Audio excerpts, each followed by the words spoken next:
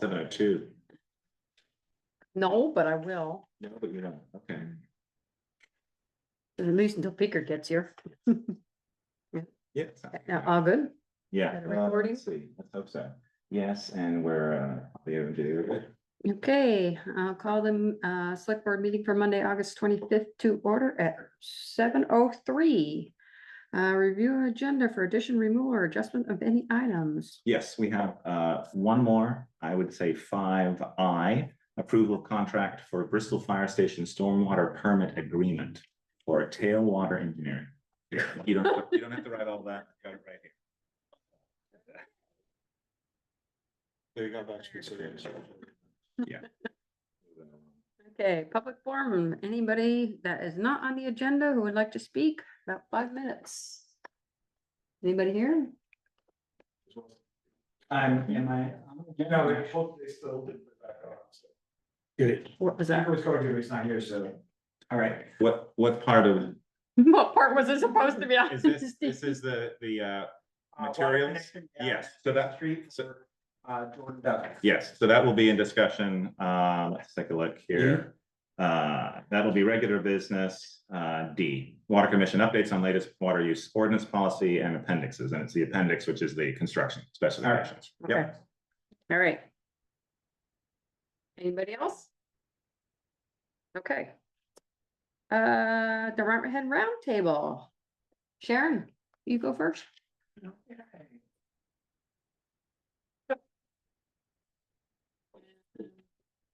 Review by September 4th. And we also have a request for a tax abatement for the house that burned.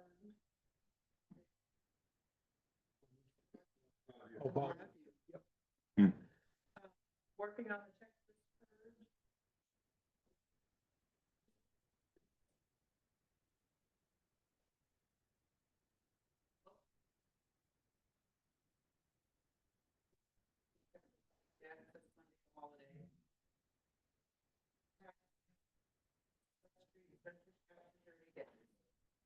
But it's still.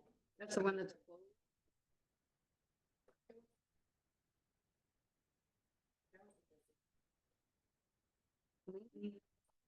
But for whatever reason, the bank decided not to, so a different bank has come in and said that they're gonna do it, it's a local bank. Yeah.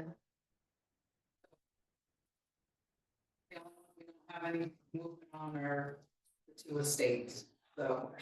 Any word? Any word from Jim about when? When, no, Okay. but they know that we're probably gonna have to open these estates. I don't know, I already told, I mean, you're gonna have to spend money to make money. Yeah. Yeah, okay. First, No, I was out last week, so I'm just trying to catch up. to catch up their emails today? Just about.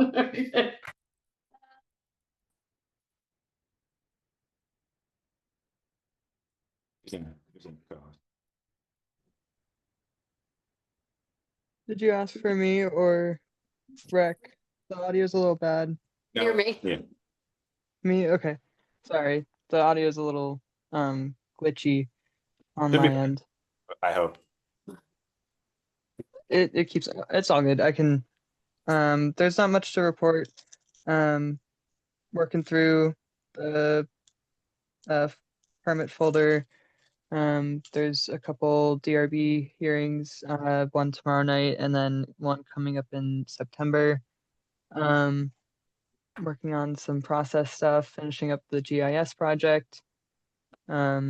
The West Street project is moving on to the local concerns meeting, which will be September 22nd during the select board meeting. That's about it for updates. Awesome. Any questions for Casey? Meredith, why don't you go ahead? All right, so pretty busy. We just are moving right into our fall sports. So we've got Bristol Youth Soccer and Bristol Youth Field Hockey. Registrations are open. Gymnastics class, that's pretty much almost full. We've got our fall dance with Evelyn in the Holly Hall. That's happening in the next 2 weeks. And then the clay studio also starts next week. And then for the Holly Hall rental, we have a educational art that is going to be in the Holly Hall Tuesday through Friday from 10 to 7.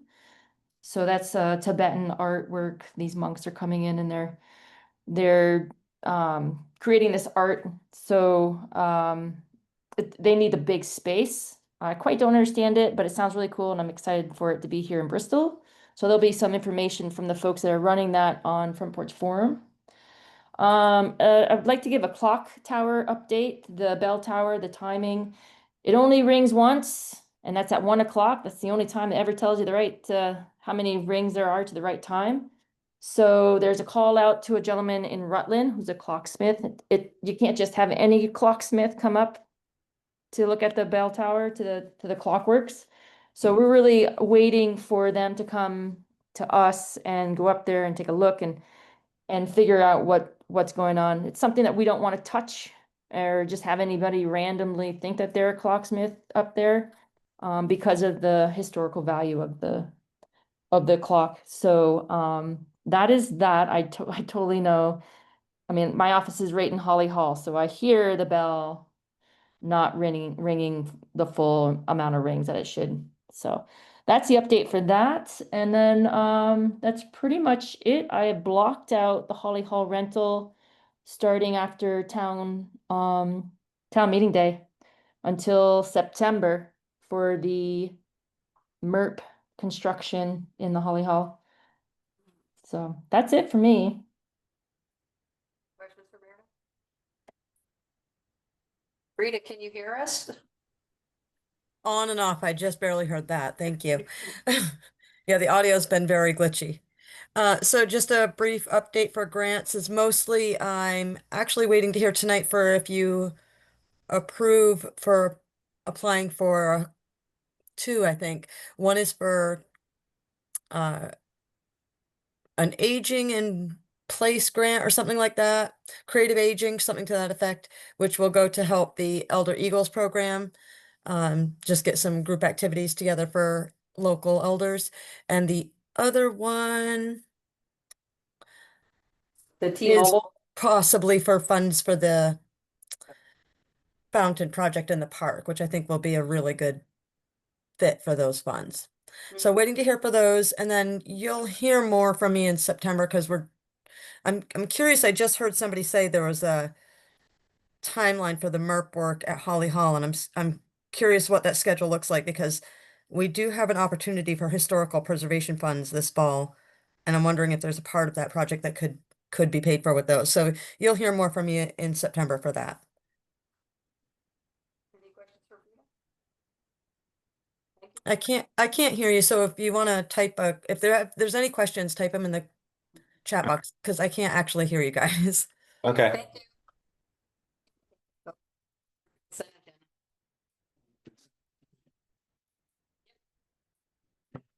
Order. Whoever would answer. Whoever would answer. Consent agenda, Downtown Vibrancy Fund municipal letter of attestation to approval. Public assemblage permit approval for Sarah Scott. Public assemblage permit approval for community celebration with Addison County Housing Works. Authorized grant anticipated for Vermont Art Council of 4,000 to 6,000 to support Bristol Elder Eagles. Authorized grant application for T-Mobile, max of 50,000 to support the Fountain on the Green. Set the municipal tax rate. Approval of past minutes, 8/11/25, and authorization of warrants and any liquor or tobacco. And we have one more that we added. Yeah, I'll let you tell. 5I, approval of contract for Bristol Fire Station Stormwater Permit Agreement for Tailwater Engineering. Motion to approve. Second. Any All questions? right, so we'll start with downtown. Okay, my question about that is, what's that money gonna be used for?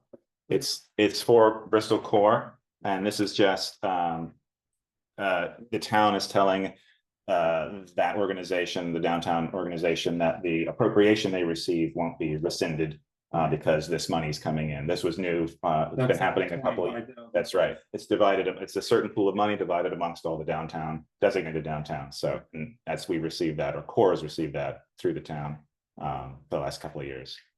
So we just have to say that we received. Correct. And to say that we won't. Yeah. We won't cut their funding. Yeah, their appropriation. And each town is different how they do funding for their downtown groups. And then public assembly. Sarah Stott is in the audience tonight. I didn't know if it was part of the.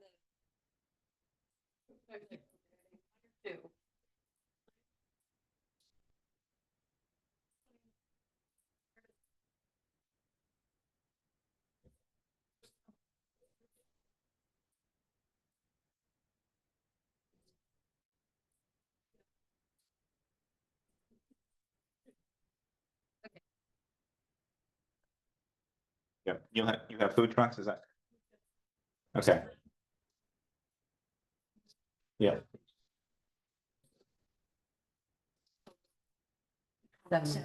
perfect. Great, excellent. And there's no alcohol in this. There's different pools. Right, and housing works. Kate is on tonight. Or Cara, sorry, This is the same thing they did last year, right? correct. Sort of a celebration. Yeah. I don't know if we have any questions for Cara.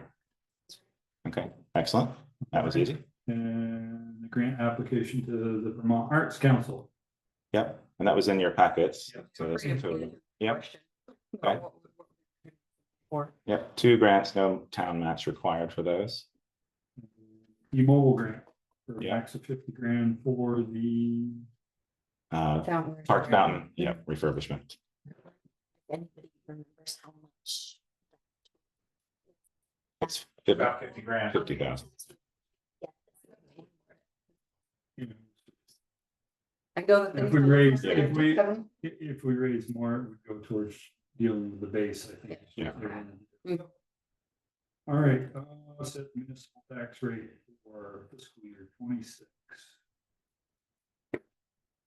I don't have any questions, but might want to put the numbers. Yeah. Does somebody got? Joel, do you have? Somebody got? Okay, so the homestead tax rate will be 2.8179. The non-residential tax rate will be 2.8321. The total police district tax rate will be 0.3565. So the homestead tax rate for within the police district will be 3.1744, and residential tax rate in the police district will be 3.1886, and our CLA is 64%.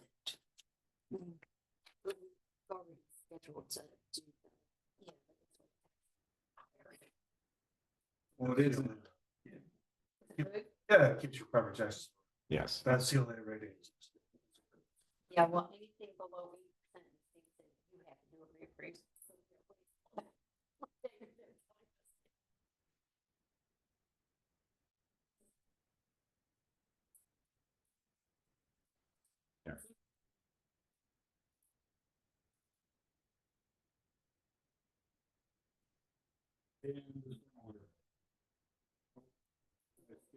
Yeah, just give them two. Two. The renewal, the flat 1,500 covers all of our permitting costs for it. and usually that's something that Steve handles, but he was unable to handle it this year because of the water line projects that he's working on. Gotcha. So he reached out to Tailwater Engineering, who were the original people who did the stormwater design for that area. Great pond. Goes Yeah. well. Yep. I missed the approval of the. Yeah, 08 it's the meeting, yearly permitting. 08 11 minute. Meeting minutes. Meeting minute. Yep. I've gotten Michelle's comments on those and I've updated that, so that's all set. And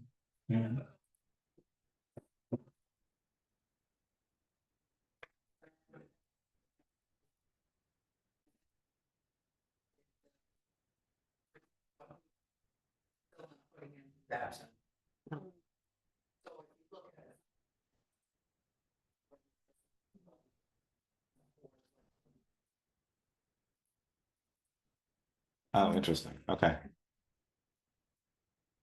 And then any liquor.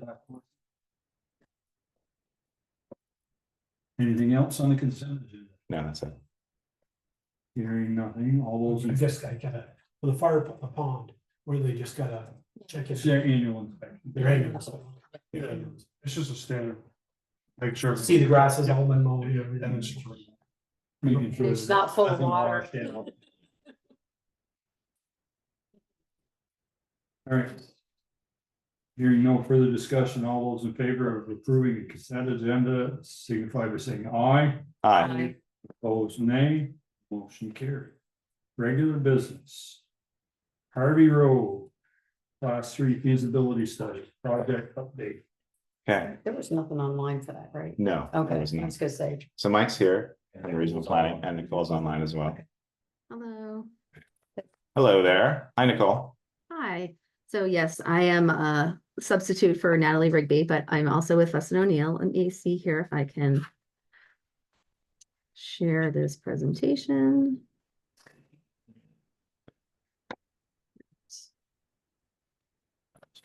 Trying to get it to go into presentation.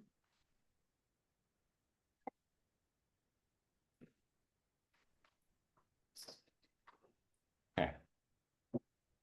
She did on the wrong screen.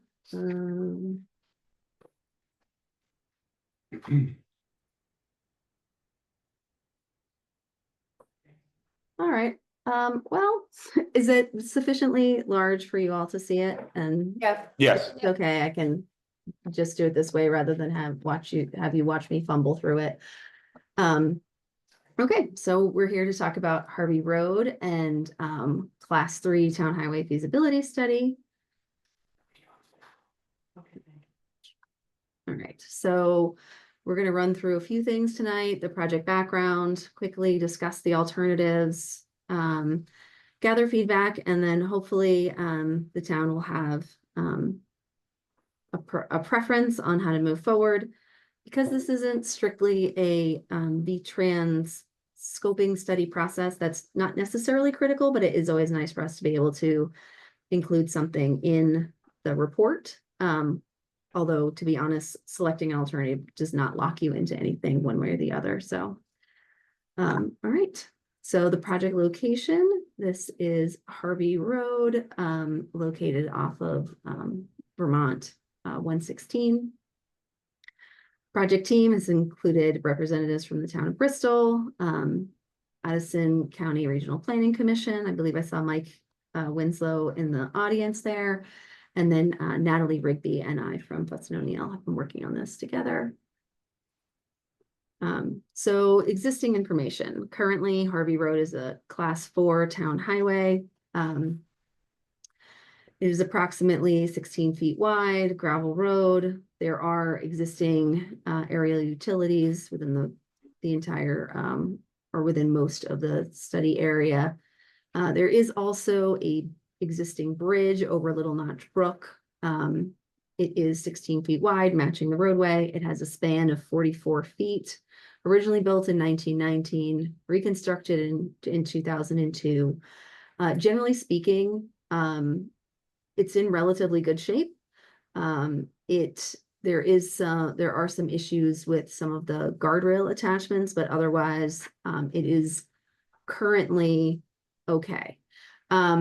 The issue with the bridge is that it is rated scour critical by V-Trans. So scour critical means that there, due to flows, it is susceptible to having the abutments or the supports for the bridge be undermined in a flood. So while if there are no floods, the bridge is, like I said, in good condition, would last quite some time.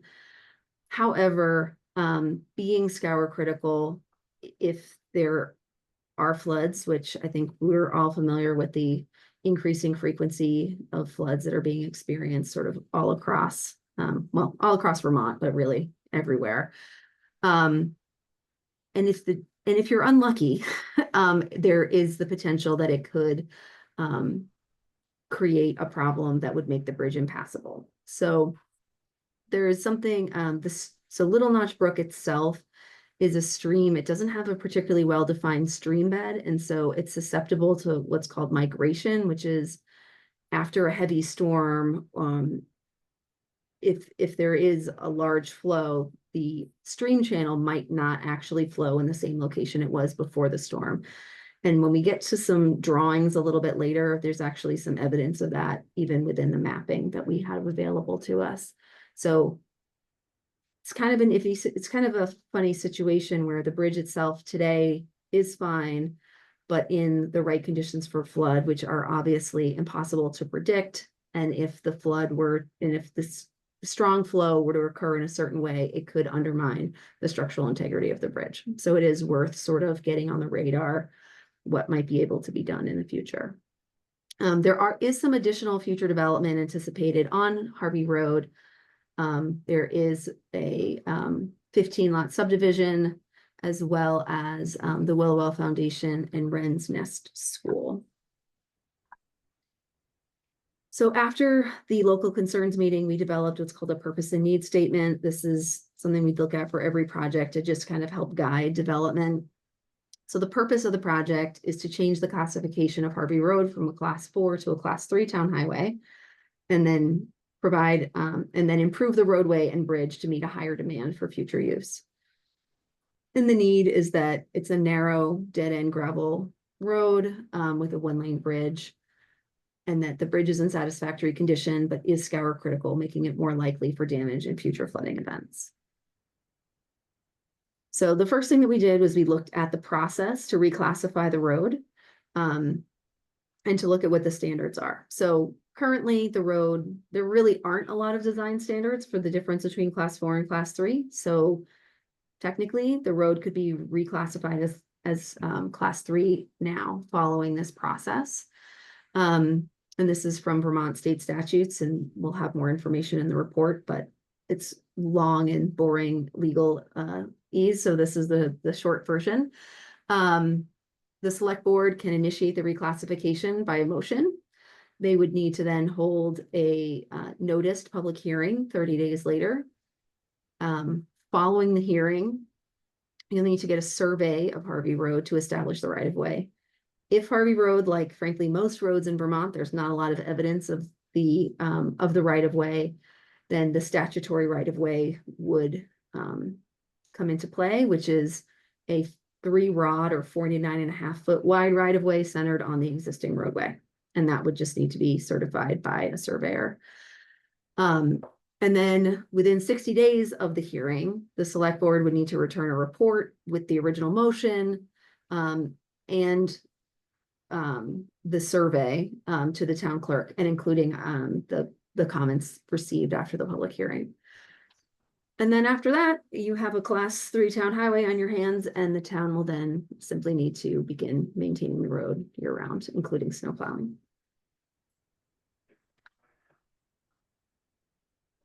So we did look at improvement alternatives. We kind of always start with a no build, so you can compare what you have to what you could have. Alternative 2 is a 1-lane bridge with an 18-foot wide gravel road. So that is a little bit wider. It's sort of the minimum width for two-way traffic. It does require sort of a slow passing between two vehicles, but it does allow that little bit extra space. We are assuming that there would be extra space for passing and waiting at the bridge itself. And then alternative 3 provides a 2-lane bridge with a 22-foot wide gravel road, which is a little bit more comfortable, but still narrow enough that it's not going to encourage anyone to start driving too quickly down the road. So alternative 1, no build. There are no project costs and no impacts, which are great, but there are also no benefits, and you will still have a scour critical bridge. Alternative 2 was the 1-lane bridge with the 18-foot gravel road. So we've assumed, like, in the next steps, you would need to get a full hydraulic analysis of the bridge. That was not part of this. But we've made what we think is a pretty reasonable assumption of an approximately 100-foot span bridge, which again is in comparison to the 44-foot span you have now. The road itself would be widened to 18 feet, which is really the minimum for two-way traffic. improve the road alignment, which you'll be able to see in, because right now there's kind of a little bit of a couple of tight curves right at the bridge, so that could be fixed. And then this will require relocating some utility poles, which is generally not a cost that would accrue to the town, but it is just an additional coordination. So this is sort of an overview showing you the area that we'd be looking at. It is a little bit greater than 1,500 linear feet of roadway. So that's what we're talking about. And of course, with the brook in the middle. This is what the 1-lane bridge and the 18-foot wide road would look like. You can see the existing bridge underneath is at kind of a skew angle, and that could be straightened out. And then this is actually what I was talking about with the migration of the stream channel. The line work representing the stream is mapped from A&R. So this would have been traced at some point when they made this GIS layer. It would have been traced from an aerial photo, but you can see here, hopefully, that the stream in the aerial photo, which I presume is quite a bit newer than the line work that we have, that the stream is actually in quite a different location in this area. And that sort of thing is susceptible to happen again. So alternative 3 is a 2-lane bridge with a 22-foot wide gravel road. The road would be widened to 22 feet, which is much more comfortable for 2-way traffic. Again, we recommend adjusting the roadway alignment near the bridge. Oh, and replace the culverts. There are some existing culverts under the road, and we would obviously, if you're redoing the road, you would want to make sure that your culverts are sufficient for not only sort of the traditional, like to call them the historic flows, but also anticipate what might be coming in the future.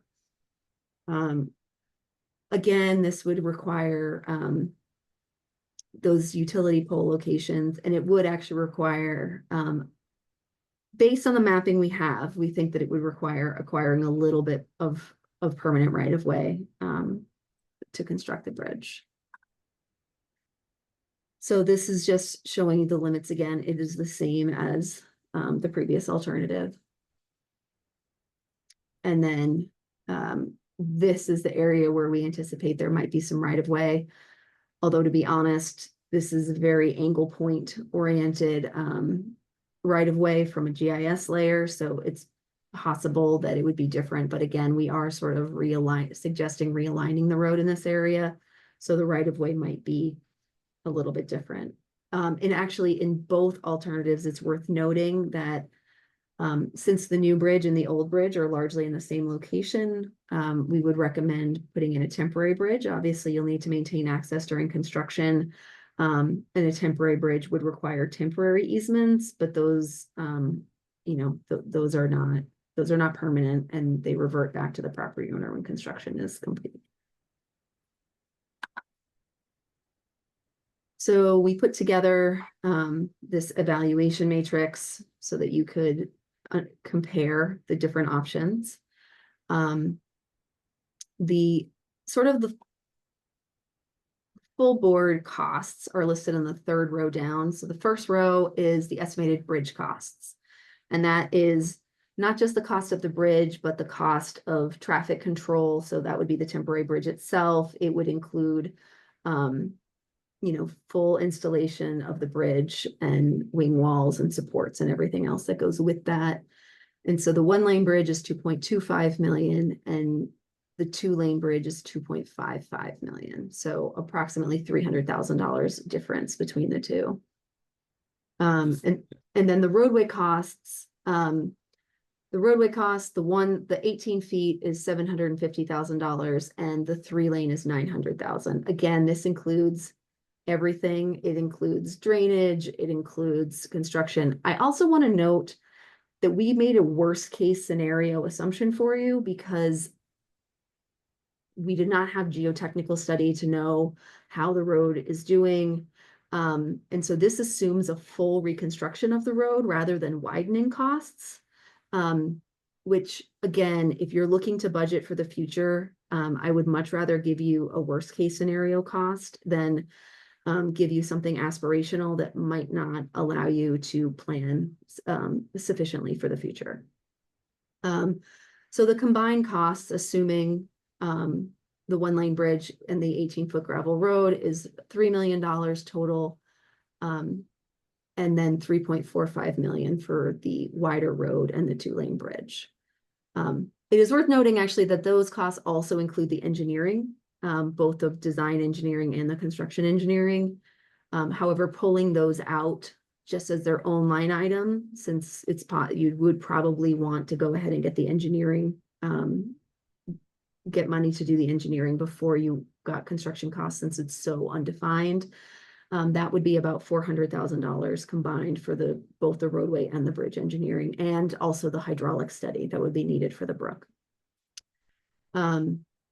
Right-of-way costs, they would be pretty minimal. If there is permanent right-of-way required, it's a very small area. And again, temporary easements, they're not terribly expensive, but they would be necessary in order to allow construction of a new bridge. Acceptable as a Class 3 town highway. All alternatives give you that. So you can absolutely create a Class 3, reclassify the road as a Class 3. Two-way traffic, current road does not allow for two-way traffic. Alternative 2 would give you sort of a minimum width and would be comfortable with the 2 lanes. Flood resilient bridge. Either of the new bridges would be designed to be flood resilient. Obviously, that is a key goal. Floodplain impacts. So it is probable, given that we are looking at a bridge, that there would be floodplain impacts. If during the design it's determined that there's potential for the roadway to overtop, you could raise the road so that that wouldn't happen. And so it's possible that you may eventually find that you would want to do something that would require adjusting FEMA maps. But unless you decided to raise the road, the bridge itself probably would not require a revision of flood maps. Archaeological, pretty much anywhere in New England where you're doing work near a body of water, there's going to be the potential for archaeological studies that are necessary. Wetlands, there are definitely wetlands in the vicinity of the brook. And as I mentioned, there will be pole relocations with either roadway option. So then looking at the schedule. So we are here in the blue area for the alternatives presentation. We are actually anticipating submitting the draft report by the end of this week for review by both the town and Addison County Regional Planning Commission, with a completion of the final report by the end of September. And that is the end of the presentation. So if anyone has any questions, comments, concerns, now is a good time. Your cost analysis includes Great Bridge as well, or is that extra? So I actually cannot hear anyone who I think that I could hear Ian and the one with the brown hair, and everyone else I have had a really hard time hearing them this evening. So if you could repeat any questions or comments for me, that would be really helpful. Peter, can you try again?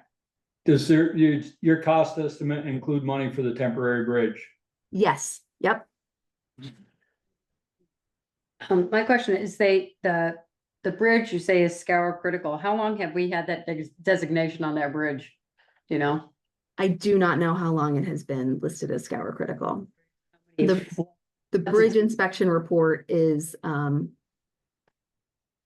they inspect bridges every 2 years, so it's within the last 2 years that designation has been there, but I don't know how long it has been there, if that was there before or not. But I could look into that. I'm not sure how far back those are available, but I can check. Well, it did scour that not that long ago, and we armored that whole bank. Yeah, I was gonna say, we had that embankment fixed. there, when Masterson's was in there digging out the dip. I was gonna ask you that. I thought they did some work in They there. did, they put Yeah. a bunch of rocks and stuff in front of that bug man, packed them in underneath it. Okay. This is more of a question for the. I don't know who, but, what if it washed out today? Or the next flood, it's a class 4, who repairs it? We did. We We do, do, yeah. Are we eligible for any money being a class 4, or does it have to be a class 3 in order for us to get money? I think it's gotta be class 3. Yeah, I don't think you can get anything for a class 4 road and Thought you could, like, for culverts and bridges, I thought you could get money for that, but not for roads themselves. Cause we're responsible for bridges and culverts and maintained and fixed. Even on class 4. Even with a Yeah. class 4 road, we could choose to just make it. Would we be So I'm not sure. Fixing it for Yeah. development that have yet to been built yet. Well, this, you just get paid enough to fix it at what's there now. the Wren's Nest is down there, which is a kid's school. It's already built. Oh. It's already there. My issue, yeah, no, I'm just talking about the 15 lot subdivision that's there now. But, So there is, we have. There is. you know, the state, when they issued that permit, it always blows my mind that they don't look at the roadway and say, you need to upgrade the road. You know? So then it gets put on the town. Right. I don't, Problem. yeah, I don't know that, because you can do a development and have a private road. Yeah, I know, but they know it's not. Well, his is private, once our road ends. Statute allows the town to, if a development occurs on a class 4 road, to make the folks that have now developed the property pay for the Yeah. improvements that is allowed. But he's not the only one. I mean, the development's not the only one. There's a couple other houses down there. Yeah, there's 4 or 5. Yeah, I don't know. Present. How many are down there? Joel? There's 3? 4, Oh, the old original. 2, On the left. 3, there's 4. 4. Including the Wren's Nest or Not including not walls. including that one? Yeah, Okay, I don't know, but it makes me choke. we'll have to talk about this. you think? Yeah. Isn't that called? Want to do 15 houses, like, it's gonna be. well, thank you very Well, much. Joel. Well, that road used to go around and connect to, Doesn't anymore. Mm-hmm, It's been thrown up on the other end. mm-hmm. Yeah, has that been looked at to improve that with no bridge versus, yeah, we don't own it anymore. I didn't say we could. Yeah. Other people. The developer or No, other, with the well, lots. Are they we would have to improving give- something, $3.5 million? We're okay, boy, now we got a great road here, now we're gonna, the people, we might have thrown it up ourselves. the town. The person who bought the They- lot that on the lot corner was of adjusted. Carlstrom came to us and made sure it was thrown up before they bought the lot, because they didn't want the road. They would want the road going through their. So I think that pretty much answers your question. Would they allow the road to No. go back through there? I think Well, that's. that person's.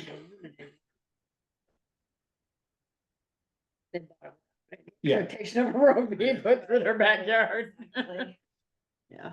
The basic question that was brought to the regional planning commission is what do you have to do to make it a Right. class 3 road? And there's no engineering piece of that. It's a class 3 road now, completely functional. You just have to go through the process. Right. The larger question for the select board is whether you want to, because if you do make it a free road, then you become a way that you're not necessarily. Well, that's why I asked that. It Yeah. Washed out today, class 4 road, and I was told we would still be responsible for the bridge. We're responsible for bridges and And culverts culverts. on class 4, but what's, No money for Big. Yeah, you would be responsible if you wanted to replace it. Nobody's gonna give you funding Right. to replace it. but you People also won't choose do not to it, replace it would be on the town, the town would have to fix it. Yeah, if we chose to fix it. Well, If no, it's a class 3 road, you have to. If it's a class 4 road, you wouldn't have to. Yeah. Yeah, you would, well, just for the simple reason, the residents across the river, that's the only way in and out for that. That's a political decision. That's Yeah, no, but I'm just saying, No, based on the statute. based on the The statutes. statute's class 4, you maintain to the extent you want to. But we don't have a policy on what our class 4 maintenance is, and that's, That's a town. decision. that's a to-do list that's been on our to-do list for a long time. 10 years anyway. Yeah. So if it were upgraded and the bridge washed out, then FEMA would Possibly. If FEMA has money and if it's still giving money for that, then we would be eligible. But do the maintenance costs increase as we go from one class to another? What do you currently We're do? doing everything on that road right now, as if it was a class 3. We grade it, we gravel it, we ditch it, And You plow. plow it, mow it. We're doing everything that we do. Right, that's what I thought The you, only exception is gonna be from where we went down, we didn't go this year, we went last year, so you won't know this and Jessica won't, but from where he showed us the turnaround to the top of the hill. That's We're the gonna recommendation. we're gonna add that much road maintenance. Right. If We started that last one, plowing up to the top of the hill and turning around and going. So we've already added the maintenance. It's like 3,500 meters or something. And are there any other liabilities for the town if we upgrade the road? Because we're already doing the maintenance, so that wouldn't be anything extra. it's only gonna be, if something should happen to the bridge, that would be the cost. You know, Right, but you're gonna, I mean, do you ditch it as well? You ditch it? when we need When you to, we need to, cleaned you've it, already we done all stoned that. them, already cleaned them and stoned them.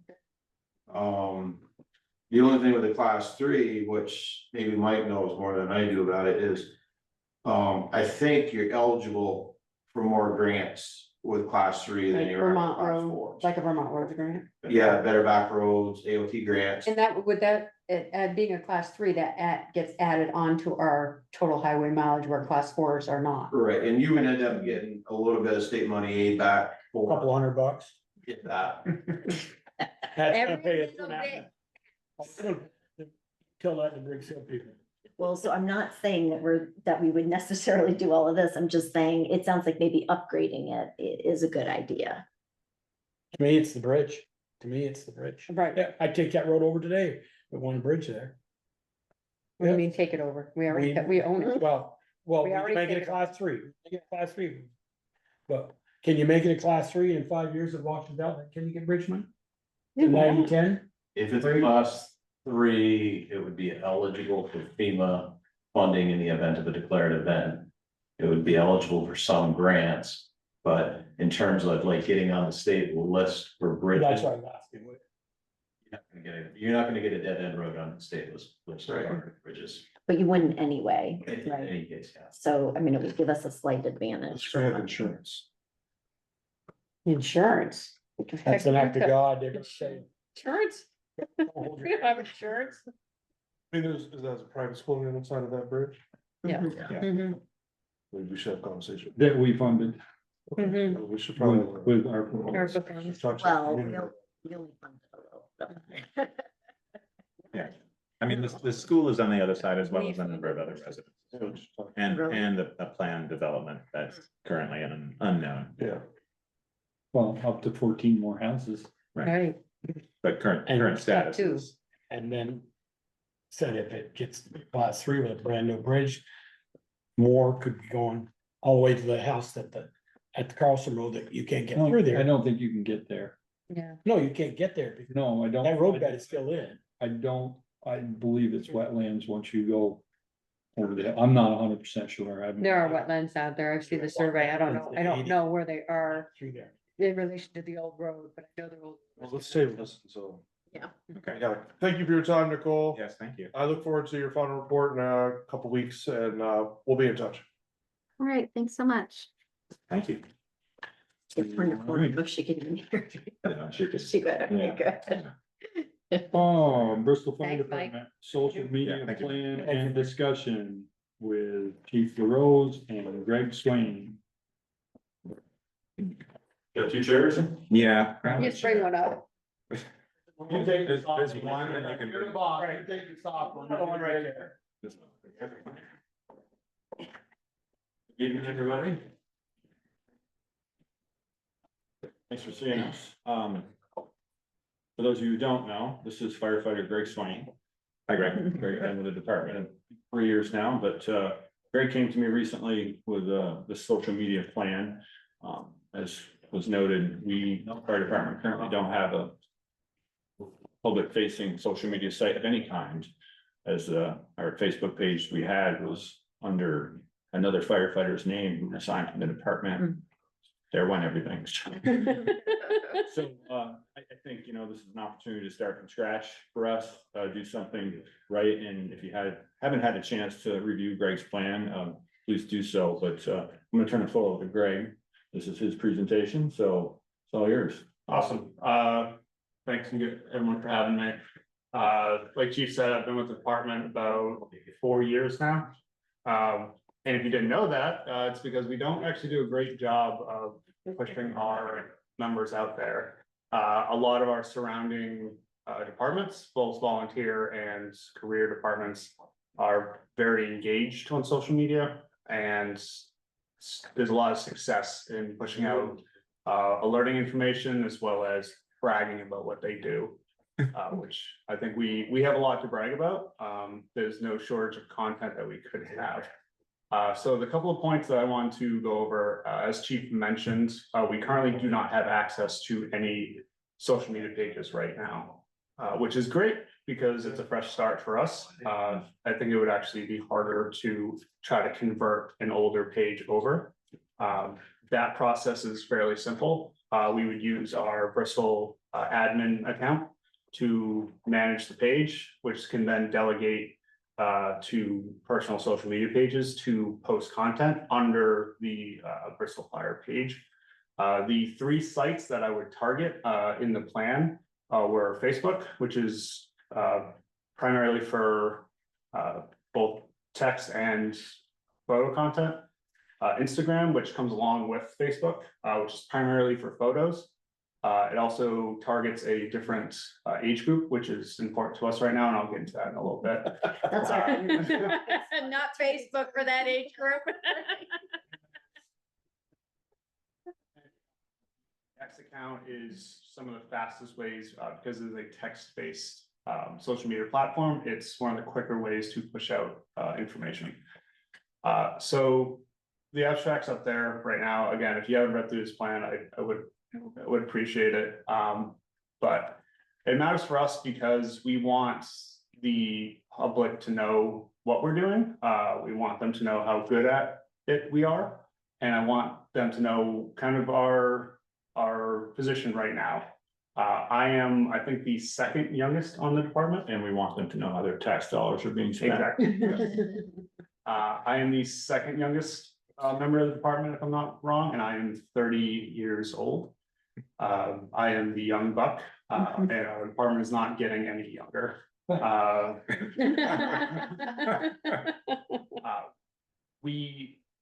Recruitment is difficult in a town like Bristol. A lot of people come in and can't afford to live here, and then they leave. So trying to capture those kids while they're in town going to school in our programs is very important.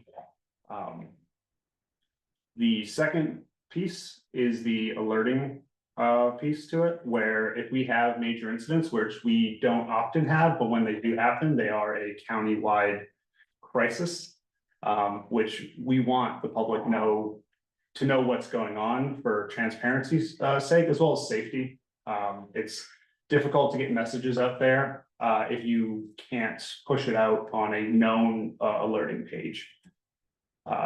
Third piece is the public education piece. We have a fairly robust fire safety week every year with the schools.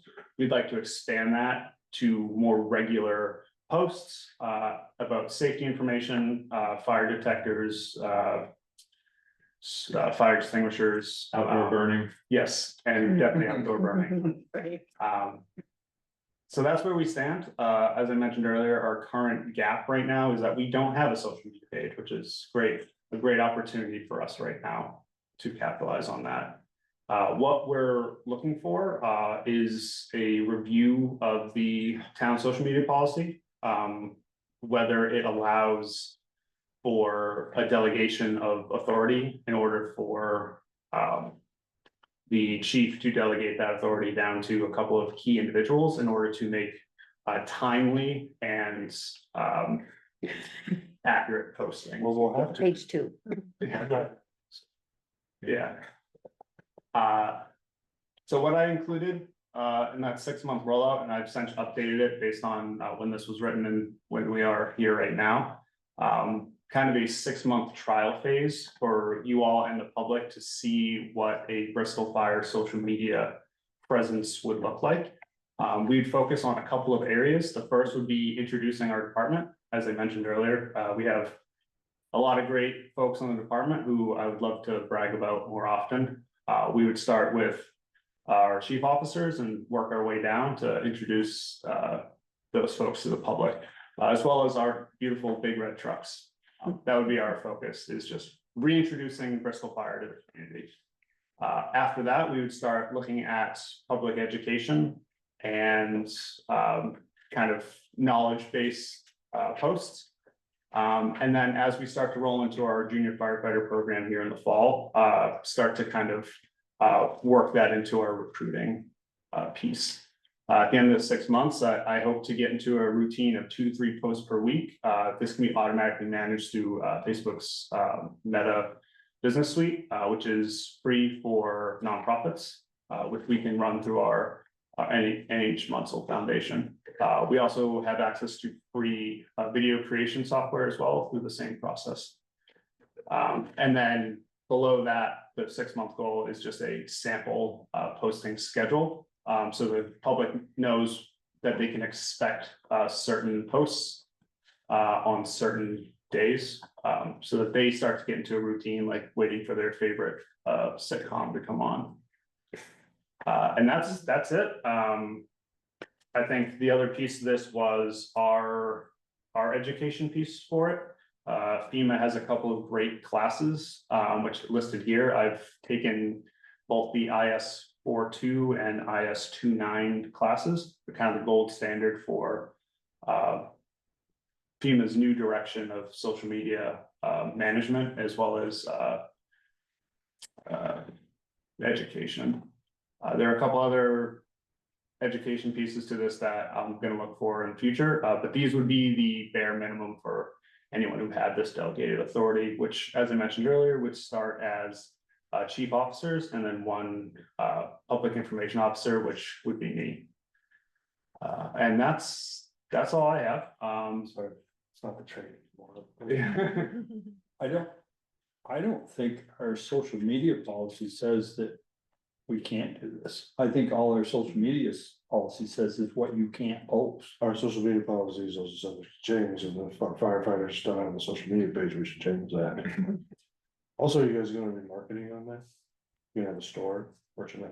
Well, yeah, we'll see. I have got a couple questions. Are you going to need the firefighters to sign off or give consent to post pictures, especially the junior firefighters? Yeah. You know, is that part of the They'll have to package when you corral sign? consent forms for those, and I think as far as firefighters go, you know, I think we just ask everyone up front for consent.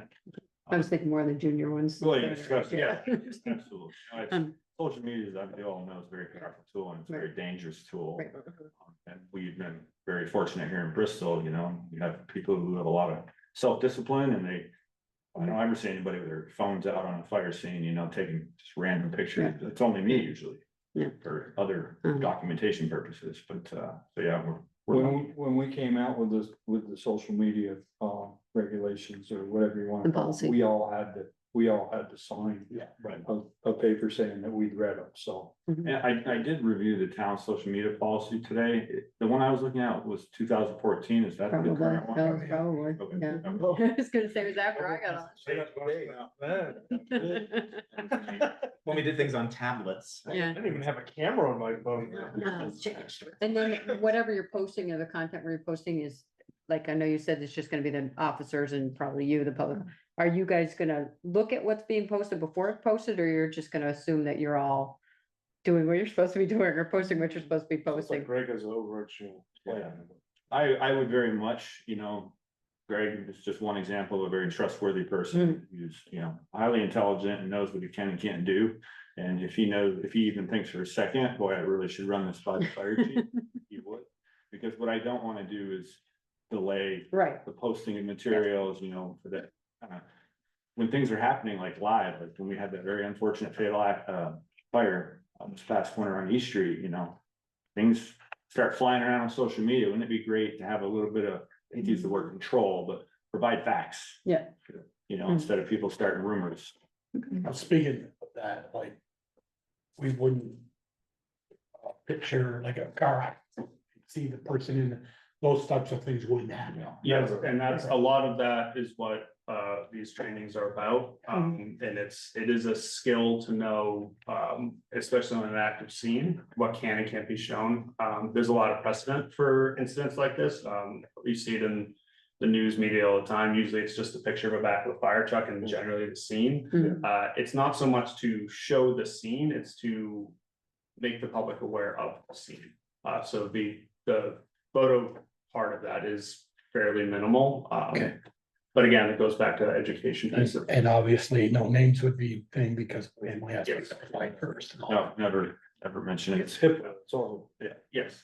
And did you look at Front Porch Forum? I know it's obviously different than Yes. other social media platforms, but it's obviously a very popular one in Bristol. I think my one question on that, we'd have to post it. It's easier to create a profile on these social media pages. Yep. That I think we'd have to post from like the official admin page. Okay. That one might be more difficult to have several people post it. Yes. But that's a great tool. I think most people see that, and we've used it successfully in the past for food drives and recruiting events. Right, and burn notices, things like that. Yeah. So it's, you use it successfully, so. No, I think your community really depends on. Yeah. Because you got some good responses, you put that up. Yep. Yeah, and I think, if that was included as part of this, you probably would.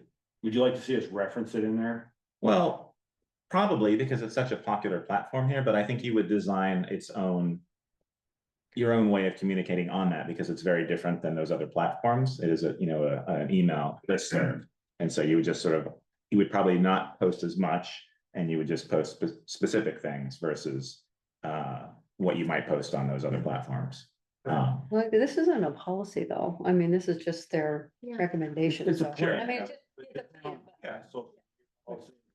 Comply with it and make sure we're following your rules. Okay. Chris, do you have a question? Yeah, just say, I would actually recommend not calling out platforms, as we know platforms come and go. Right.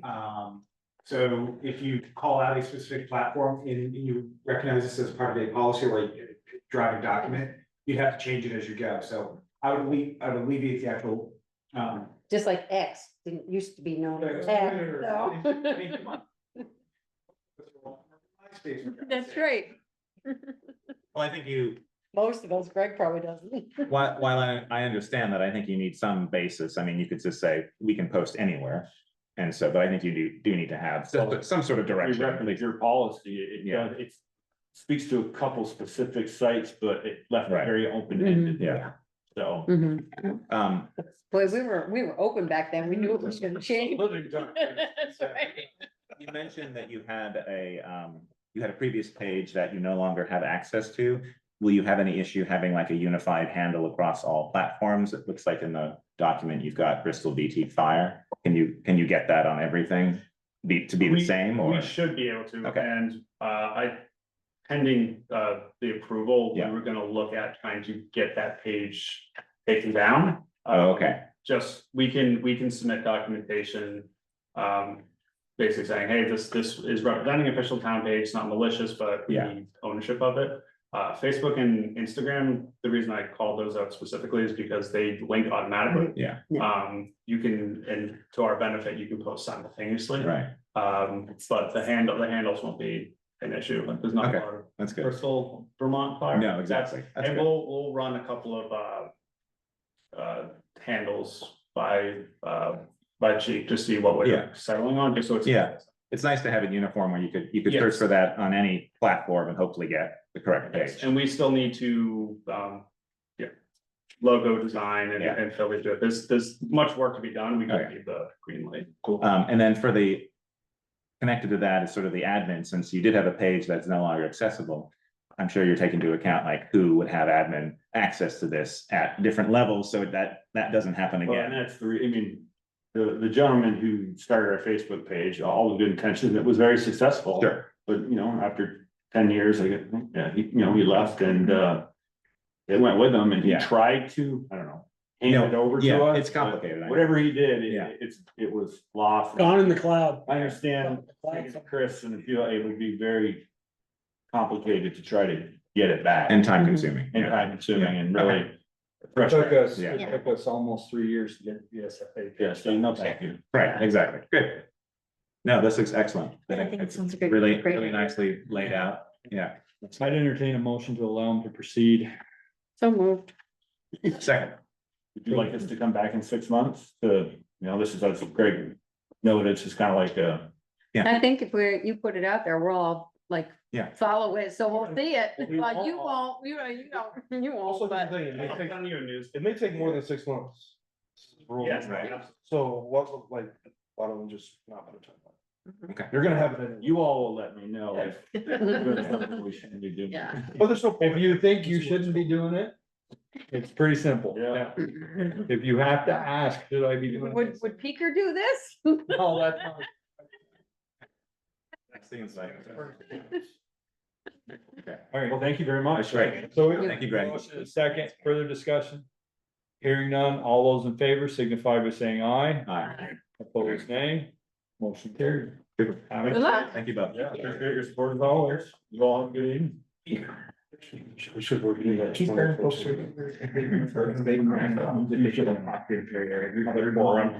Yeah, Jeff, thank you, John. Just want to give a quick, like, 2-minute update on what's going on with Peace Garden. All right, so we They're will, gone, but they didn't. okay, Whatever. so we missed out on somebody who was here for the public forum. They left and they gave Chris what they were hoping to say, so. So, there's a group that's been put together, to reconstruct the Peace Garden on the park. There's gonna hopefully they're working with Silas Clark to do a lot of the actual physical work. Tentatively starting September 8th. It's gonna be done in incremental phases. At no point will it be interfering with things like, the farmer's market. It'll mitigate that as much, definitely not, Harvest Fest. So they've got all those things in place. They're very aware of them. But they just want to give you guys an update. It's gonna be starting. And, if there's any questions, just to reach out. Do you know if it affects the playground at all, since it's right next to it? Silas felt it wouldn't impact that at all. Great. Is it gonna be, better term, fenced in a little bit? Yeah, we actually have. Yeah, right, I know where it is, but just so people don't, when they're not there, don't wander around. Yeah, yeah. Thank you, Chris. Okay. All right. Oh. Bench application permit approval. Join the. Okay.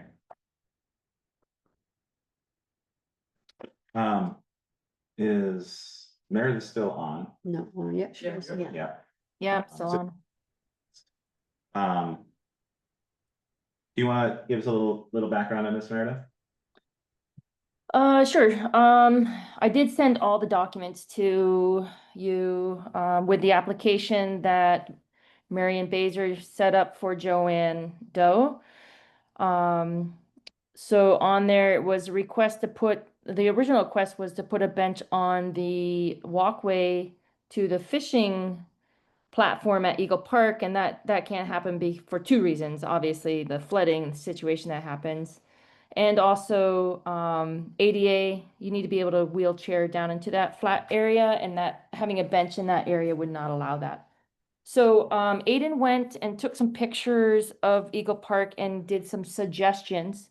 One of the suggestions is to place the bench, right on the backside of the split rail fence. There's like a little flat area where you could put the bench there. Another thought is to do the plaque on a rock would be obviously the best idea, but that is, a little bit more expensive. In no way would we cover for a bench that floated away if the flooding did reach up that high and took out that bench. So right now we wrote our suggestions. We definitely don't want to put a bench on the cement walkway. And so we're now looking for your direction, and then from there, we'll take it to the BCC. Meredith, I was reading the application. Did he live here? Larry? Yeah, he lived here and he in his youth, and he would sit over there, and then he went into the military, but I don't know if he actually died here, like died in town. Wondered if he was ever a resident of Vermont, because I was thinking if he wasn't, why are we considering it? Who's there? The name? Bill Doe? William Doe. William Doe? I knew his father. Larry's Joanne's husband. They lived over across on Silver Street. Yeah. I think they live in Colorado. Now, Yeah. yeah. Yeah, in the application form, it says, describe the significance of the chosen location to the person above his love of the river and years swimming there before going into the military. Meredith, the first picture with the bench, the end of the walk, for a better term, the end of the walkway. That's where you don't want it. Yeah. because Well, of it the- can't be, yeah, it can't be anywhere on that cement landing, anywhere. On Wednesday. Right, I know we did, but you don't have a picture of that without the landing, do you? Without the bench there?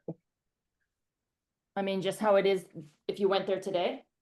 Right, No, sorry. I mean, I do, but it's in my phone directory of all my photos. are we ADA compliance with the bench gone? Because you could roll off a wheelchair right off the end. What? If that wasn't there, that bench, Yes. and I was in a wheelchair, could I go off the end? You can go off that walkway anywhere. Anywhere on either side too. So Yeah. I asked the question, is it then?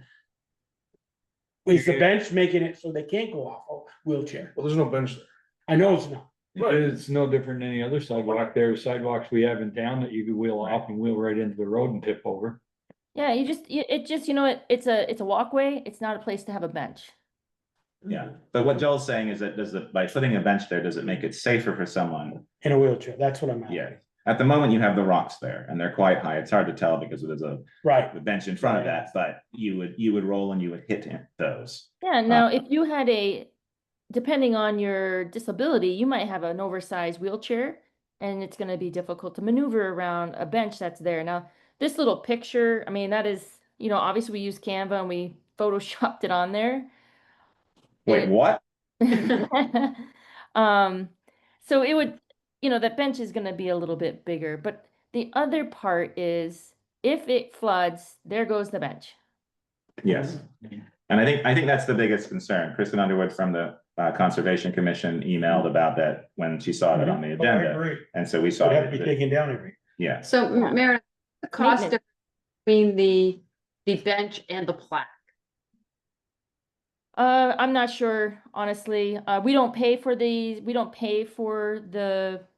plaque or the benches, so, I think it would just be easier, really depends on what the size is.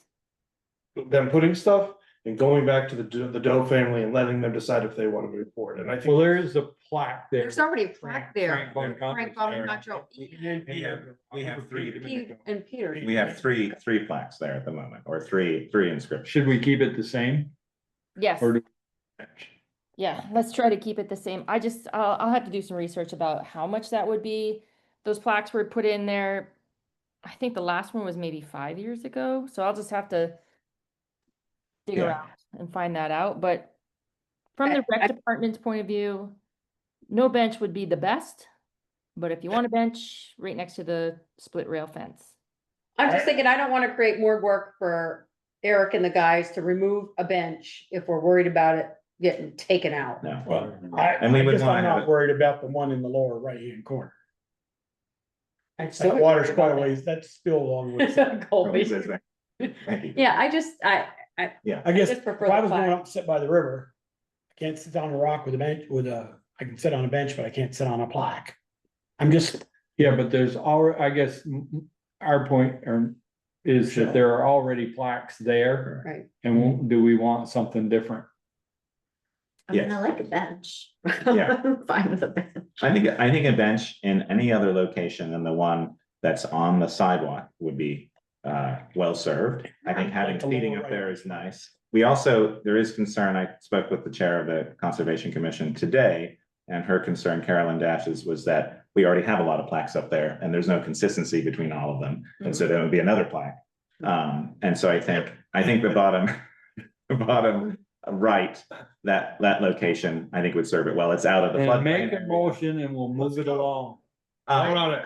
Well, I do wanna put in, so in that application form, they sent a kind of like, a demo of the polywood long bench, garden bench. I mean, Mhm. Yeah. that thing can blow away. I'm not sure, we'd have to figure out how to like maybe stake it into the ground, but I'm not sure if that's the best best construction of bench to be there. No, I think, yeah, it could be. Meredith, can you hear us? Sometimes, but yeah, right now I can. Okay. Did you see on the application, the bench that they were suggesting? Yeah, I can show that. I saw it. Yeah, it's not heavy enough to stay there. That's my thought. Meaning it could walk away with somebody also. Yep, yep, Yeah. that happens. Figure out a way to hitch it down. That, or they could move it, if it's not hitched down, they can just bring it themselves down on the platform. Yeah. And it'd be left there. It left it. Yeah, and leave it there. I guess there's a chair, somebody left a chair down there a couple weeks ago. Like a lazy boy. Sit on flag. You can't sit on a plaque. Bring Well, a you chair. Right, and we have, we had a study done, feasibility study for accessibility at this location, that was one of them. And some of the info in there does relate to seating and walking, things like that. So I think we could, if we wanted to then pursue benches on the town side, we have the ability to do that and be able to have something that was anchored down, things like that. I'm not sure if this project, looking at the bench that they expect, it's going to be difficult to anchor it down. Someone would have to do Not really our problem, but it's gonna disappear if they don't. that. That's right. But I mean, the only other thing you could do is give them the specs of what you want there then. Say, this is what, if you're gonna allow a bench, this is what's required. Right. I mean, but you're still probably gonna have to. Otherwise- Whatever, or it will walk Ready away. to- Oh, yeah, use 2 poles, cement the poles in the ground, the ones that come up and Right. like this, and then put your wood across. Don't volunteer too much information here, can we do it? Vote on this with stipulation. I haven't got a motion. I made a motion that we allow the bench.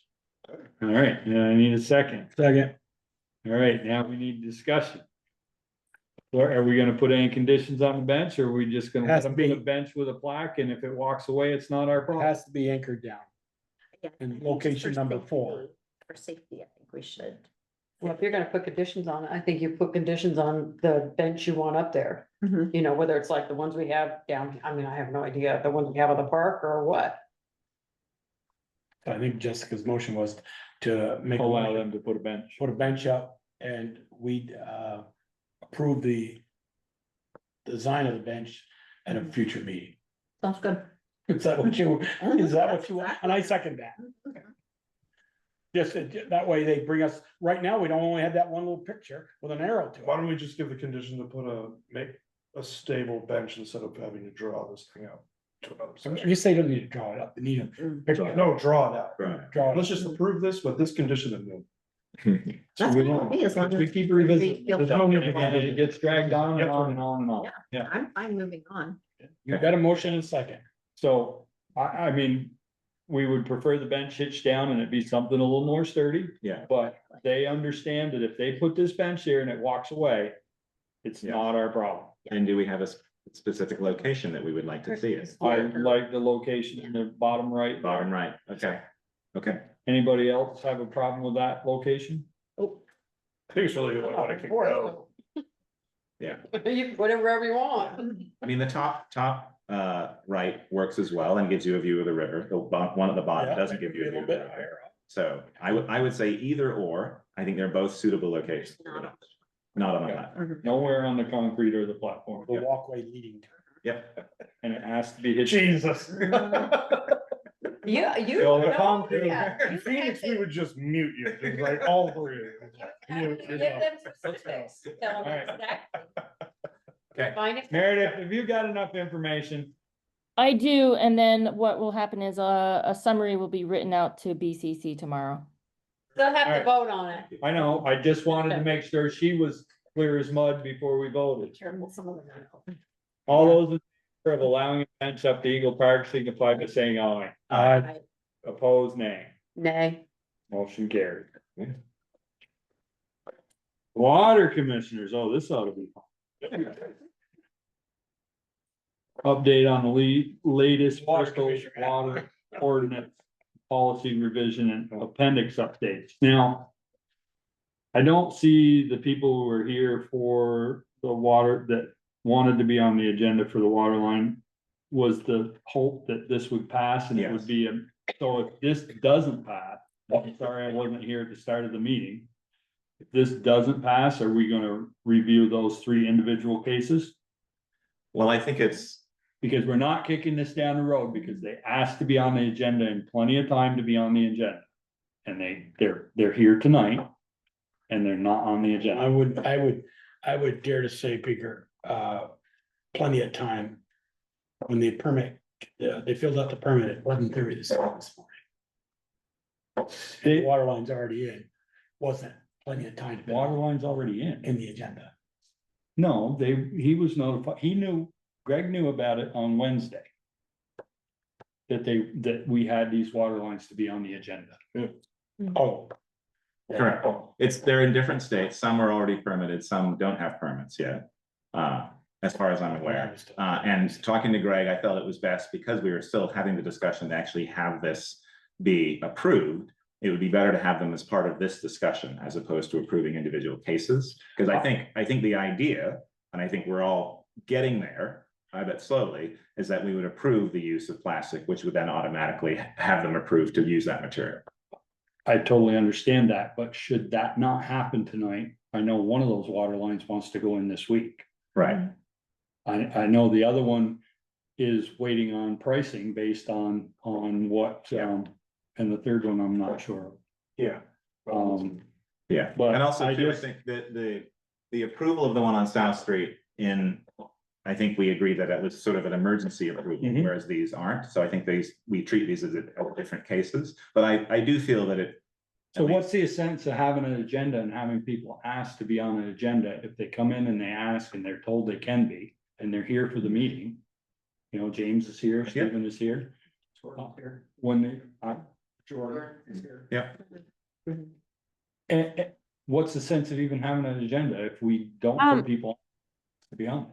May I just give, I've only seen an application for one water connection, and that's on Basin Street. I haven't seen any other applications for connections elsewhere.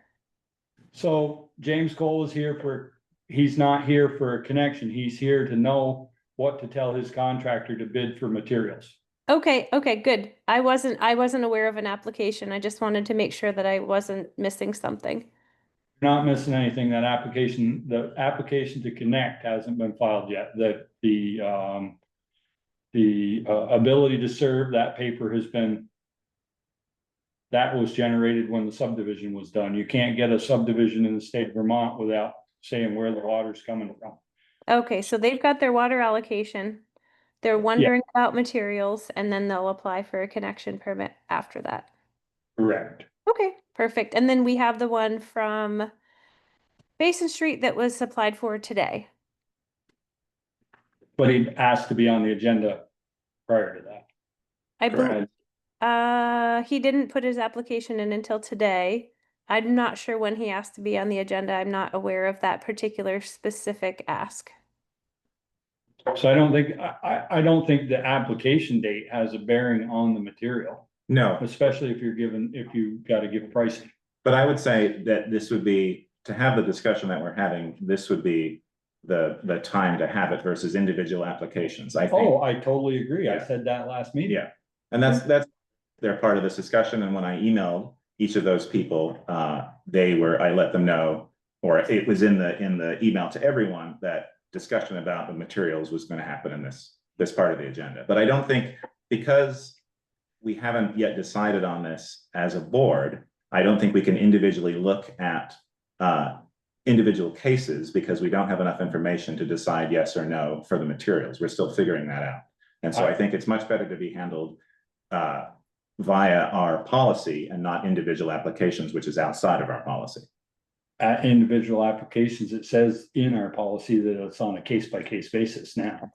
I agree and I support that. That's the current is it's either copper or you ask permission. And if Okay. that changes, that's even simpler. If it doesn't change, then it's specific and it's individual. So the reason they asked to be included was in case it didn't change tonight, so their projects can move forward, so that they Right. can continue down the road. And I just, this has been kicked down the road so long, that's why I told them to ask to be on the agenda with this specific request. Yeah. So I just want to be clear that that's why they're here. And if this appendix change doesn't get approved tonight, then we need to visit those cases. I had my feeling, talking to Greg and talking to each member individually, is that this seemed like it would pass. There are enough of us who agree to this, and so I didn't have concern about that.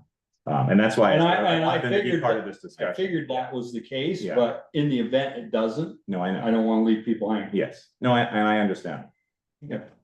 Let's go forward. Okay, well, so let's look at that first. The ordinance itself is, we're getting closer, but there's still more that we need to do, unfortunately.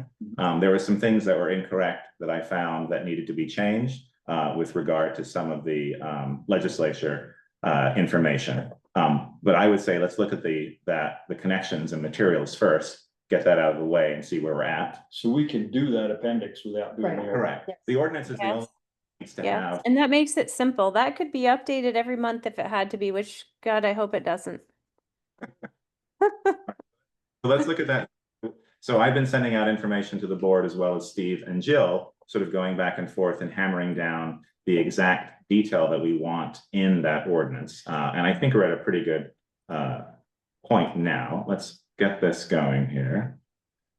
And Jill, I don't know if you can see it, but I actually brought visuals for everybody tonight. Oh, good. I can't see it, but I'd love to. It's show and tell tonight. Okay. I wasn't sure what that was.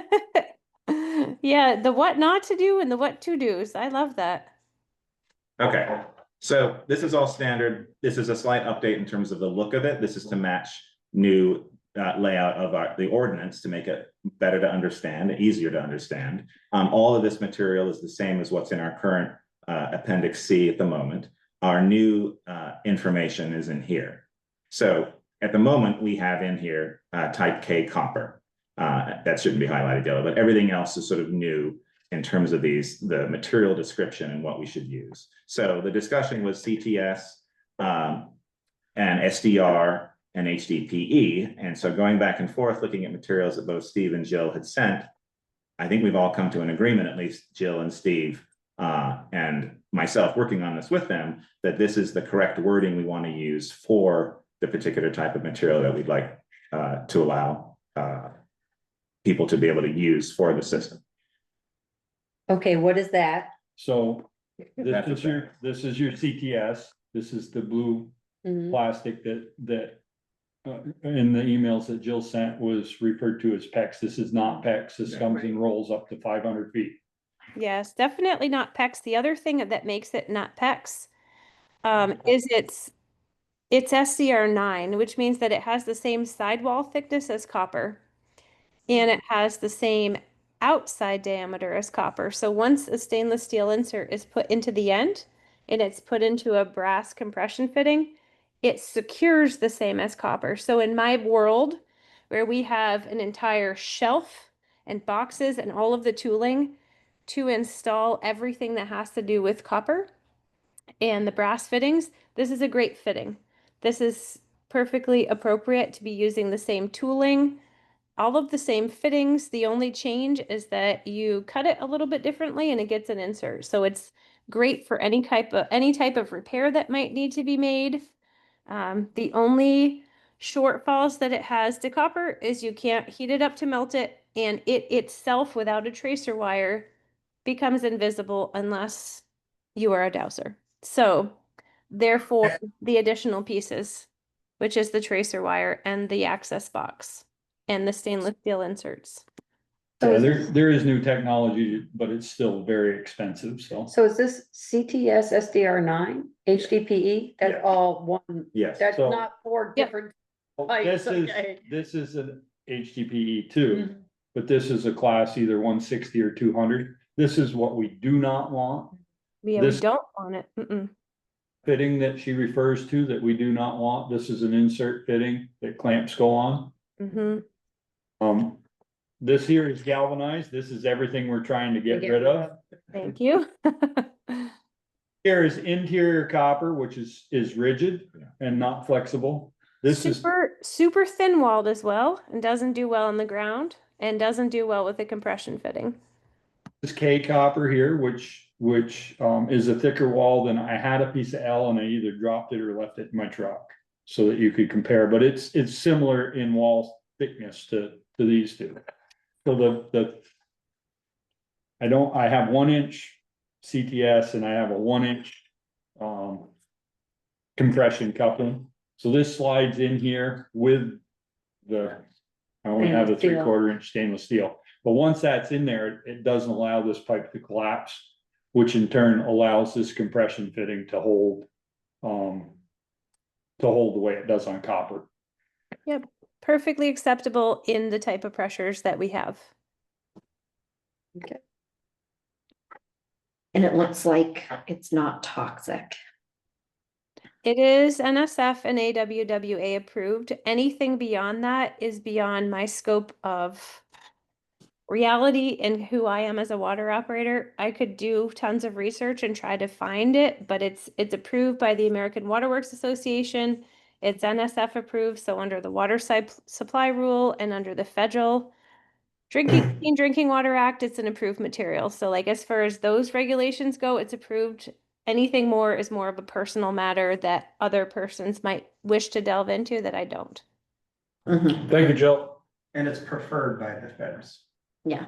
Yeah, the West Street Waterline project has, as we heard 2 weeks ago, has a combination of the copper and the CTS. If we accept any federal money for anything, we can't dictate what they use. So, we're gonna get it regardless of whether we want it. So it's already, there's already a fair amount of it here in the ground. We approved the apartment there for your favorite person, Michelle. We approved CTS for him. The one on West Street? Your gravel pit person. Oh. Him and his neighbor, all of Cottage Park has it. That was sneaky though. There's not a single tracer wire in there, so it was kind of more challenging to locate when the newer houses went in, but that's why the tracer wire is required. I guess the other question, Jill, is are we still running copper from the main to the curb box? We have been, yes. Is that our plan? I just want to be clear. So if on the town side of things, if we're still using copper, it would only be a road crossing or to the curb box if it happened to be on that side of the road. We don't have. We clearance to do anything We else? might want to because it's a higher pressure rating. Copper type K, 3/4 inch copper is rated for 356 pounds of pressure, where this CTS SDR9 is only rated for 250. So we might be smarter putting the type K copper under the road so we don't have to tear up pavement. Well, as of this point, we don't have clearance to put plastic in under the road from Yeah, the not main yet. curb box. Yeah, not yet. That's what I'm asking, just so we're. But this is clear- for, just so this we're is for clear. them. Yeah, We don't well, Do in our that. point, and then, this is our whole ordinance, right, But if it's federally funded, then we don't have a choice. That's yeah. Well,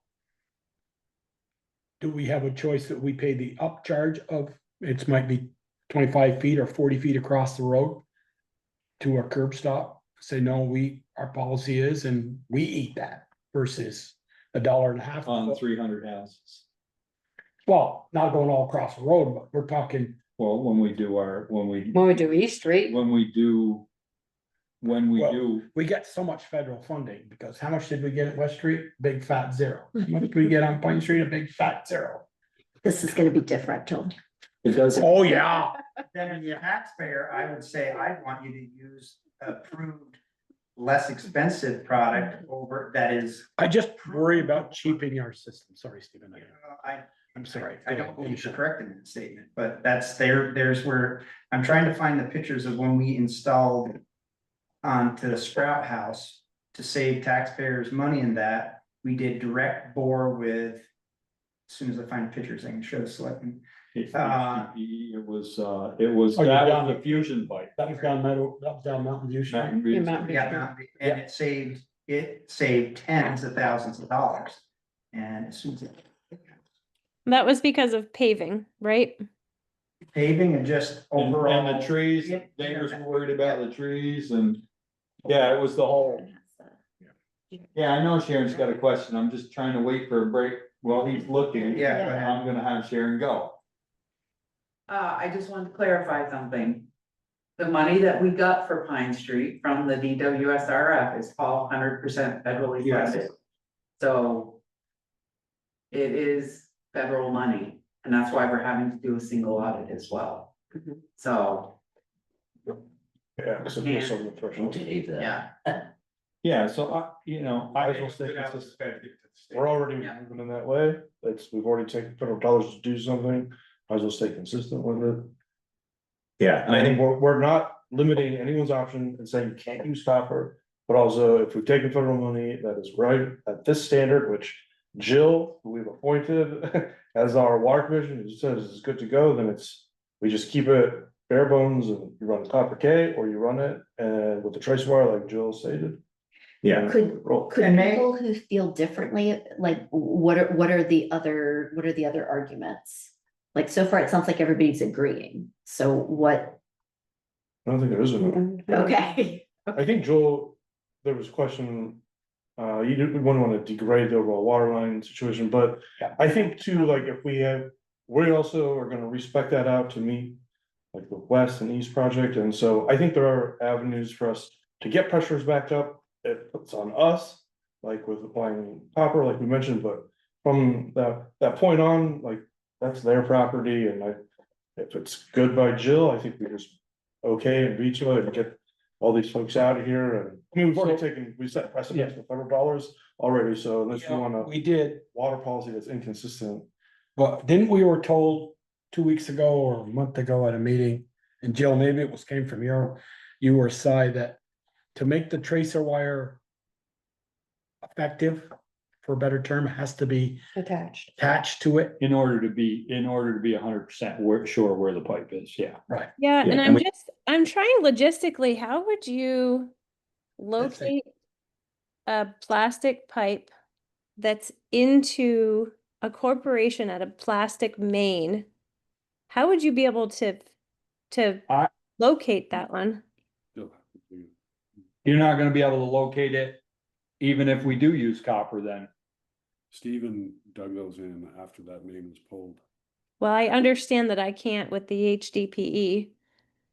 But if those HDPE that were put in for cottage or for Bristol Core are all invisible. There's no tracer wire on any of that. Maybe we have a dialogue for residential and commercial. They taped a tracer wire to it and drug the pipe through the dirt, and whether or not that actually held and didn't break. Okay, Cyrus saw them drag it through. So maybe there is on that one. I've never seen it. we gotta because we gotta listen to one person at a time. So let's make sure that people. Jill, can you start over? I'm just curious to know, I haven't seen the practice of how, if we were to do the town side with CTS, I haven't seen the practice of how that would be locatable with a tracer wire. I don't know where you would clip on. Question tonight, right? Is our usually like, we're here tonight to. But the reason we need that answer is because James Cole is here and he has to hook to the main. He has a curb box that he's coming off of because it had existing water. Okay. So he doesn't have to go to the main. He's just doing the customer side. James Cole is a new connection and he's going to the main, which makes a difference. It makes a difference what you want from the main to the, can you locate that if you can't hitch on both ends, Jill? So if it went to a main that was CTS and you had copper from the main to the curb box, can you still locate it? So I can locate it because I can put my curb wrench down into the curb. It's metal. It's touching a brass curb, and then it's touching currently a copper line. So I have all metal, and I can conductively trace that wire. I can trace that pipe all the way to the corp and all the way to the house if it's copper. If it's plastic and there's a tracer wire, I'm not sure how I would trace it. I know that I can have an access box next to the curb that has the wire that terminates there, that follows the wire and is attached to it and goes into the home and attaches like right at the meter set. I know that I can clip onto that and locate that with a line locator. I'm not so sure if that works going the other way to the main. Well, it won't, They get and attach it to the corporation and the curb. Okay, that's what Cyrus was saying. It has to be open trench dug and attached to the corporation and the curb stop to get the continuity of metals between the tracer wire and the two metallic fittings. Or the town side stays copper. Those are the two options. Because you don't want those little snake boxes in the road. That would be atrocious. no, absolutely not. And that's why I'm asking the question. So how long would the connection from the main to the curb box be? Generally, like 15 to 20 feet, because the mains are on one or the other side of the road. The roads are like 1.5 to 2 rod roads. Sometimes the main's on one side, sometimes it's on the other, and it's supposed to be placed in the right of way. It's probably gonna be 20 feet on North Street. That main's in the northbound lane, on the edge of the northbound lane. It's actually on opposite side, so yeah, it's probably gonna be Okay. 20 feet of copper. And Yeah, I it's would- it's on the east side on that one, yes. the most that it would ever take to cross a road, with the exception of Main Street, is probably 30 feet. Agreed. And it's about $9 to $12 a foot for 3/4 copper. $9.98. I bought 60, I bought 100 feet the other day. Yeah, I was gonna say, it depends where you're buying it and if you're being taxed or not. So it's anywhere from 9 to 12. Just depends on who's got it, when you need it, how many feet you're buying at the time. So Okay, so Jill, let's make a decision. Jill, are you comfortable with wording that we have in this appendix? Are you comfortable with that? This is the one that's gone back and forth between you and Steve, and this is the latest version right here. So it has the tracer wire requirements, which is new. It has adding in the CTS SDR9 HDPE, and also details the interior meter touchpad wiring requirements that you had talked about before. Yeah, the only thing that I think is missing that was just called out is, does this specify whether it's the customer side or the town side on the service line? For which section? In this particular set of construction specifications, does it specify that we're talking about the customer side? See, it says just service line. It does not. So that's where Peker is making a very good point. Is that if we're saying, or are we forced to do CTS and not have good locating capabilities on the town side? I'm a little concerned on the town side because of the pressure rating and the locatability.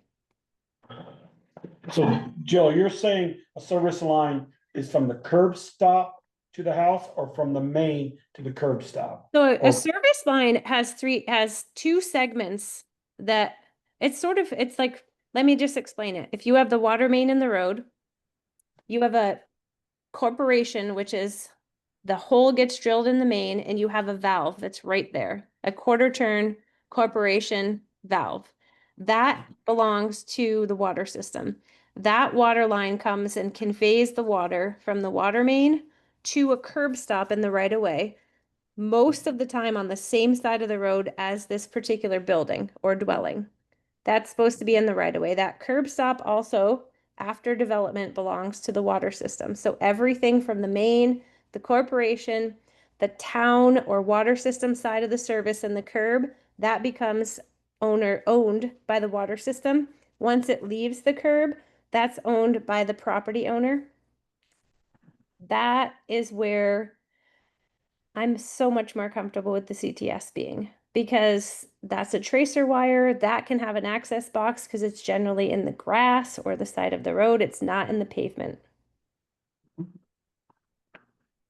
I mean, I don't think we're limiting because we have type K copper is still there. It's an or between those two materials. No one is forced town on their side of things to use CTS. But this says service line requirements, and it's a service line all the way to the main, whether We own it. There's They- no interruption or not. yeah, so that's why I want clarification, because like I said, in James's case, he's got to cross the road and he's got to do two, and I could, So, I could, the only thing I'm gonna say, if you say pipe types, you could put in there in parentheses, the town's portion of the service line from the main to the curb stop will be K copper. K copper. Yep. Yep. It's a- Then with blue. And then it's Yep. And then we don't have to worry about the tracer wire and the access box and did the metals touch? Did they pull apart? Where are we going to put an access box in the middle of the pavement? It would be a nightmare. So I think we should say type K copper on the town side. From the corporation to the curb, and type K copper or CTS SDR9 HCP piping on the customer side. okay. And then no particular new development would be responsible for more than very likely 20 to 30 feet of copper, which is, you know, a couple $100 versus thousands. Yeah. I think I would probably just break this into the two lines and then detail out each. service line towns. Yeah. Service line. That's fine. That's how I would do that. So I can do that and then send a revision. But the next But we revision, can approve it. yes, we can approve it with the understanding that That's what's that's the gonna change is gonna happen. Yes, it just Yeah. makes it. Yeah, I think it should be, Okay, we can, yeah, okay, I can work with Jill on that as well. Yes, and if you guys decide to review the application for Basin Street tonight, I did put a qualifier in there that I've never seen the town side from the main to the curb. So there is a requirement to make sure that that's not galvanized or lead prior to connecting to it, as it would need to be replaced if it is anything different. hopefully when they put the line up through there, they replace them all, but. I would hope that in 1995, they did replace it with something acceptable and that lead no longer existed and galvanized was outdated, but I did put a condition in there just so that we don't miss something that needs to be addressed while we're there. Well, Jill, the two properties that were there, they're gone. Their curb stops are still out by the edge of the road. I've been told that. I haven't put my eyes on them. Cyrus has. And he said, yes, they are. And he recalls turning at least one of them off within the last 10 years. Okay, but we don't know what from the curb stop to the main, and that's what you want to have the contractor visible. I just want to take a peek at it and make sure that it can be certified as something that's not going to harm that particular household. Yep. I could support that then. If the from the main to the curb stops, the town side is copper. And then it can be. Okay, I make a motion. The water use ordinance appendix C construction specifications as noted with the changes that we discussed this evening. I'll second. You beat me. Further discussion? I just have it not on the material, just on the. No public comment on that? Wait a minute, okay, you can, but, is just, what's gonna be in the ordinance? If a tracer wire is not put in, I mean, you If go, it's not there, it doesn't get accepted, the water doesn't get turned on, it's pretty simple. Yeah. I mean, yes. and if that's not happening, what is the drawback? We make them dig it back up? Okay, I'm just asking the question. This applies to that. So from the curb stop to the house, whose responsibility is it? For what? From the curb, Always the homeowner, always the developer. the developer. And then from there, after it's done, whose responsibility is it? Always the property owner. So if the property owner's like, I'm not worried about a trace line, I don't need a trace line, I'll dig it up and find it. Why are we putting that, oh, we need that tracer line because we need to, when it's not the town's responsibility? There's about 25 to 50 million gallons a year that are why. They get dumped in the ground. Oh, okay, but what's that, what are you gonna do? You call the homeowner and say, your line's dumping? Yes, I will. Or say, we believe your line's dumping, you have to dig it up. Well, I just, At the end of the day, when it comes to finding that line, the town's gonna say, it's on you, your line's leaking, we're gonna shut you off. Because we know your line's leaking, and it's up to you to fix it. well, without a tracer wire, we What can't, do you care? we don't know if it's We leaking. don't know. How do we know with a tracer wire? Yeah, Tracer what's- I wire understand from the experts, and I'm not an No, engineer. no, a tracer wire, all a tracer wire does, Joel, is show you, Locate the road. show you where this is.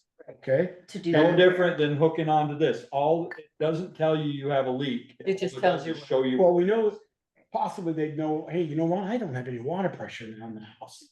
It's to find water lines. so we're asked probably 50 to 100 times a year to locate water lines on property. If I'm no longer required to locate it past the curb, then I suppose this is a conversation And are you? Or on a you can, regular basis. from the curb on, I'll come and try to find, and 90% of the time, what do you use to usually find the water line? Do you use your dowsing rods, or do you hitch on with your device and use that 80 to 90% of the time, what do you use? Most water operators use electronic devices. I particularly use a dowsing rod because I like it better. I watch Addison Water District or Tri-Town, they use the same thing because it is reliable. And if you keep it in the ordinance, it's not that big a deal, but what it is saying is you're leaving that responsibility on me, the homeowner. And I don't wanna spend that $100 for the tracer wire, because it doesn't matter. If it starts leaking, you're gonna tell me I gotta dig it up and find it. Yeah. Leaks on plastic are real fun to find too. So this is a concession on behalf of the water department to allow plastic. I mean, my only comment to Steve for you with that is, okay, the current homeowner may know where the water line is, but as they sell the house down the road, they're not gonna know. So, I mean, that can be helpful to somebody down the road. Right. I mean, it may not be to the current one who put the water I line in. agree to that, but. And they may have to know where it is to replace their septic. Right. I mean, it's all. And it's not a big cost, right? No, it's not, Okay. it's just, again, it's just an undue burden on, it's like. Plastic has been used for 30+ years now, it's a proven product, it isn't Yeah, like, But I we think could look back we're and just going say. to we're going to use plastic. Yes, It's just yeah. The idea, I mean, from what Michelle is saying, that is a really useful thing. When we bought our property, they didn't know where anything was. So like It's if. down there on Easter. You don't know where it is? And say so- from the house in, if it's federal money, it's gonna be plastic, I don't understand why you're saying, well, if the town does it, it's gotta be K copper. But, oh, wait a minute, it was a federal job, so this new line is all, it just doesn't make sense. I don't But think we've agreed to anything tonight, sir, other than the fact that we want. it's common sense. But to me, I mean, excavators come and go, people sell their houses and say, you know what, I haven't got a clue where it is. I mean, I was told today, Joel mentioned it to me today, that the cottage up there where, before, Bill Bouvier's place, they called one of them, they're gonna build the last house, and can you identify the water lines? There's not a trace of wire in them, it got put in by an excavator, not in this room, on a Saturday. And I just know, I wanted the public to know, I'm not here, but I'm not gonna mention that excavator got put in on a Saturday and no tracer wire. And there's 5 houses in there now, and they wanna put a 6th one in, and We have no I know where it goes, I got pictures of it. There's no tracer wire in it, cause I took it on a Saturday and sent it to. But that's why I think, you know what, he can hook onto it, yeah, she went up and dowsed the rod. But I just Bill don't, may not always be here. Right. I would say it offers peace of mind for the homeowner. It's a small additional cost, especially given that we're discussing the use of a much cheaper Right. material. Yep. We could not allow CTS because we have concerns about tracer wires and just keep with copper. And that doesn't help anyone.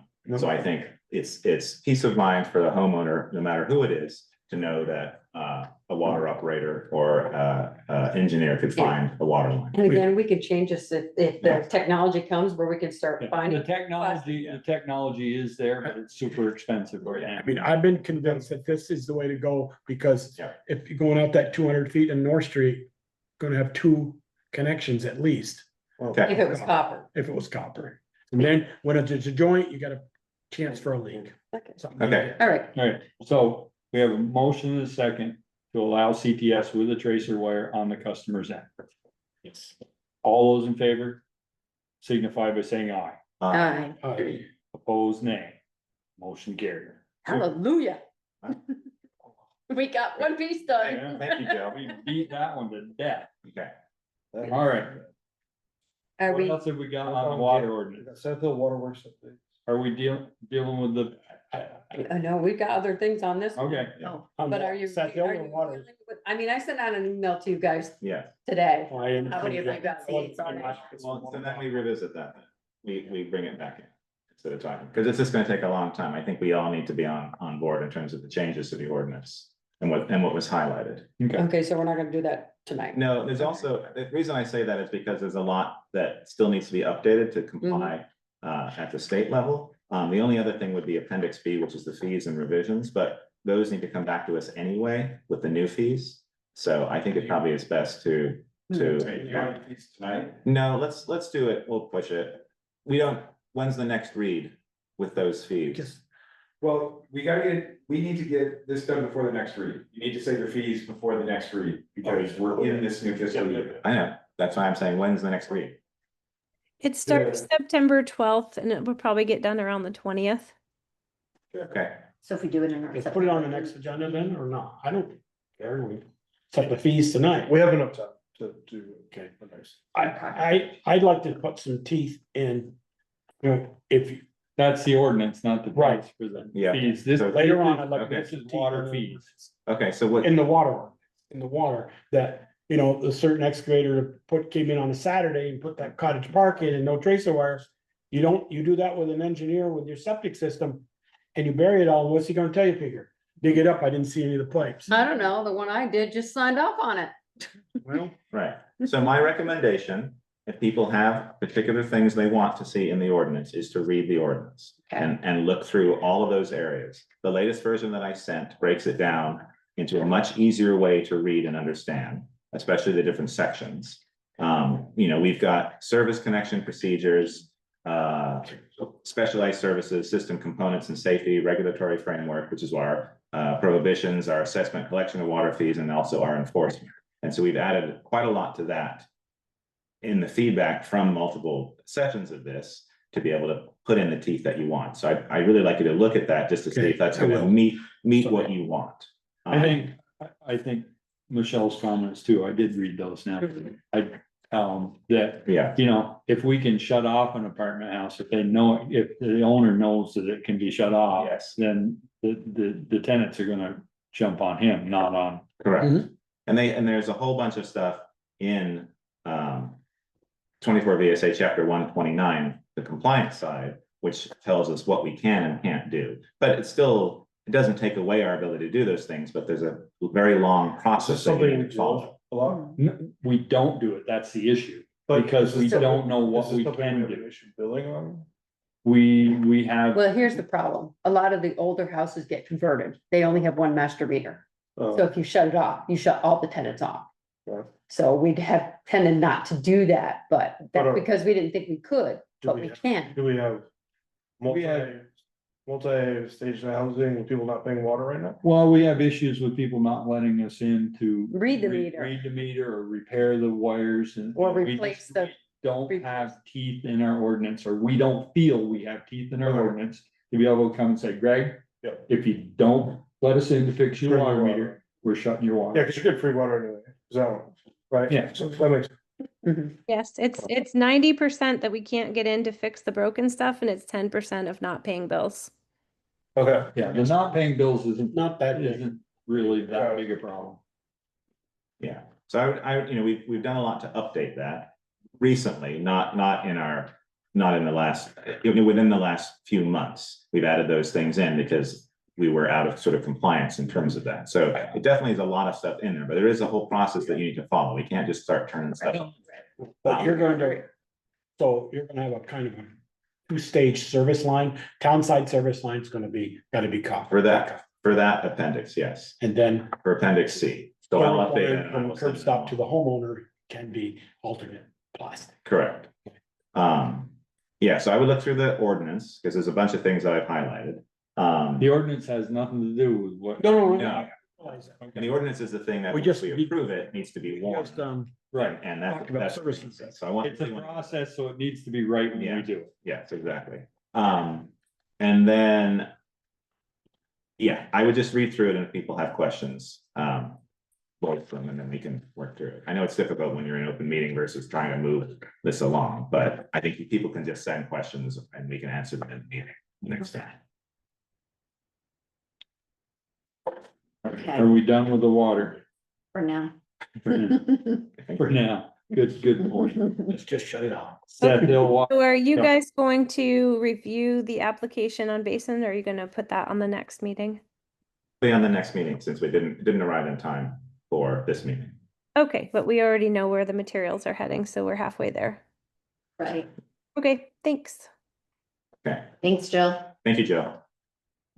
Seth Hill Water. Do you guys Okay. need me for anything else? I No, don't believe so. thank you very much. Okay, thanks, guys. Okay. Seth Hill, Don. Yep, I guess I'd kind of like to start with a brief history of what transpired. Water bars were discussed with David Brin when we happened to see each other when I was up working in the woods and he was doing the site visit. I believe it was around late 2023. He told me he had something in the works and would let me know. September 2024, water bars were installed without notifying the Forest Service, Bill Orvis, or I. Water bars were designed for a closed logging road, commonly known as tank traps by the Forest Service and loggers. Road is still in use by Bill and I, not to mention many day hikers and the Forest Service. Design should have been, according to the design practices, open culverts for the grade and road use. Water bars were installed on private property without the owner's knowledge. Trees were cut on private property without the owner's knowledge, yet more trees were cut on a later date. I was instructed by Dave that I should cut the trees up and place them in the water bars. Sometime in October, I discovered the water bars while servicing my vacuum station. I immediately called Dave regarding the quantity, depth, and trees across the road. Trees were to keep horses and mountain bikers from using the road contrary to the road usage specified by the Forest Service. Dave took a picture of he and I walking the road and used it in publicity without my knowledge. I met with the Forest Service this year, May 2025. They agreed the water bars were put in without being notified. They did give approval, I guess, but they were never notified when the work was done. According to the map provided to the Forest Service, the water bars were to be installed on another trail. Forest Service advised on what water bars to be tapered and what ones to be removed. Forest Service provides legal determination on the road jurisdiction. Forest Service gives approval for removal or modification of water bars to broad-based water bars. I met with Bristol Recreation Department, walked the road, and they determined that the water bars were a problem for anyone using the road. The problem is, I only have a small compact tractor. Modifying or removing the water bars will be difficult and time consuming. I think everyone would agree there was a serious breakdown in communication. The temporary Bristol manager was unaware of the implications of the scope of the work to be done. The work was done without notifying all parties involved. Using the road for access to our permitted operations is incredibly difficult, not to mention anyone using the road for access to the Forest Service and Bristol property for recreation. There was a suggestion at one time that there were some new employees with Bristol that could use some training hours. And there is a tracked excavator that Bristol as. I was kind of hoping that maybe we could work out some kind of agreement to get some of the stuff modified. And as it is right now, I can't even get past the first stone culverts. Where they've been capped with stone with my pickup. And I need access to get up in there with a pickup, and so does Billy. So Billy, correct me right, Billy taps the Forest Service and you tap ours. I know you tap ours. some of the Forest. Billy tap the Forest Service. only? Yes. He leases the spot. Oh, from us, okay. Oh, So in terms of the timeline, just to make things clear, the interim administrator, which was myself, I took over the questions of how this project was handled in January of this year. Valerie left in December of the previous year. The project was completely finished by then and reported back to us. So it was my job to figure out what had actually happened. Aiden was involved with that at the recreation department, went up and met with you and walked the property, took photos, came back to us. And obviously this is sort of going back and forth. In around, let's see, when did I start doing this? I guess maybe a month or two ago, I went through the town administrator emails to sort of look and try to get a full timeline. And most of it corresponds with what you've mentioned today. The few things that unfortunately sort of went through was there were two main things. The proposal changed from what we approved a couple of years ago. Once they discovered that the small trail roads didn't need to have erosion control done to them. It was then moved to the Forest Service roads. At that time, the Forest Service roads, we, the town, as well as the contractor who worked on this, David Brin with Vermont Family Forests, none of us knew that the roads actually belonged to the Forest Service. That was the deed in the 70s that actually sold or gave the land to the Forest Service. So they own the road. In terms of communication, looking back at the emails, I can see who was CC'd on all of these. And David sent emails to everyone involved, including the Forest Service, letting them know about the project, letting them know when he met with Don up there, which was on the beginning of September, talking about the road. I never met with him. Wednesday, September 4th, 2024. Hi, Valerie. Today I met with Don Gale, sugar maker at Bristol's Seth Hill. We walked the steep section of the truck. They handled the storm recently very well. Was that after or before? That was after. Yeah. Yes. Yes.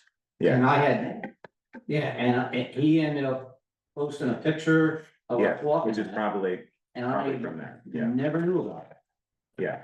So he had let both the Regional Planning Commission and the town administrator and the Forest Service know what was happening. He had a breakdown of the scope of work, which talked about using FP&R protocols for stabilizing truck road type number 4 to evaluate 8 distinct road segments. All the segments qualified for the funding to install broad-based dips and water bars, as well as drainage ditch turnouts. There will be about 40 dips and bars on about 2,700 feet of truck road.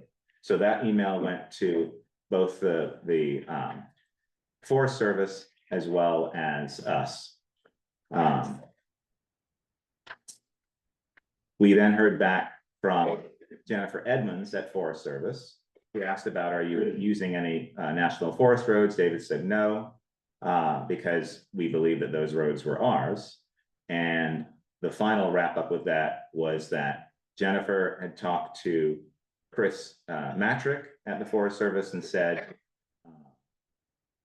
the road in question in our system is classified as an ML1. This means maintenance level 1, which equates to a road with little or no maintenance that we don't use. We have no concerns with and appreciate you taking action to fix erosion issues on this road on the non-federal land, and understand that the installation of drainage dips rather than culverts mean that the road will be more difficult to travel. We do suggest you coordinate with Don Gale, who, as you know, is likely to still use the road to access his permitted maple tapping area. David in the meeting 2 weeks ago said that he reached out to you before the work was done, but he said, I think you were on vacation. And I don't know if that's true or not. That's what he said. That's what he told us in the public meeting. And then the follow-up email to that was both to the Forest Service and to Lincoln and to the regional planning, letting you know that we've nearly wrapped up the erosion control work at Seth Hill, and that was on August 29th of 2024. So that's just the history. I want everyone to know. So I'm reaching out. Don emailed because he was concerned about this and asked for our help. I talked with the new town administrator about this, and we discussed asking the Forest Service, since they approved this, and we have an email chain that shows that, and I've sent that to Chris, whether they could help Don in terms of making the changes up there. The Forest Service returned an email saying that they don't have the equipment to do that. And so here's where we're at now. But yeah, they're spending almost $500,000 up on Campbell's Hump to do the same exact thing. Right. So, yeah. I don't know where this property is, so I don't know what road in Lincoln it comes off of. Waterworks Road. But, Which leads to Downingsville Road, sorry. well, I'm just wondering, because we got this today from the town of Lincoln, that we're required to keep certain things intact for our road that comes off of Lincoln Road. But I don't know if That's the run, if that's what you're talking about. if some of those water bars are interfering with the ordinance we're supposed to be complying with in Lincoln, that I Okay. don't know, but we received this today. Okay. Great. We don't need. Just more. Just more for this. Fantastic. This road we're all talking about, which is owned by the Forest Service. Correct. Runs through town of Bristol land, is that correct? Yes. Connects to, Forest Service land. no, but on the other end, what road does it connect to? Lower end. Is it Downingsville Road? Yes. Waterworks Road goes to Downingsville. Okay, so this Forest Road connects to Waterworks Road. Mhm. And then connects to that. So is Waterworks Road a town of Lincoln Road? That I do.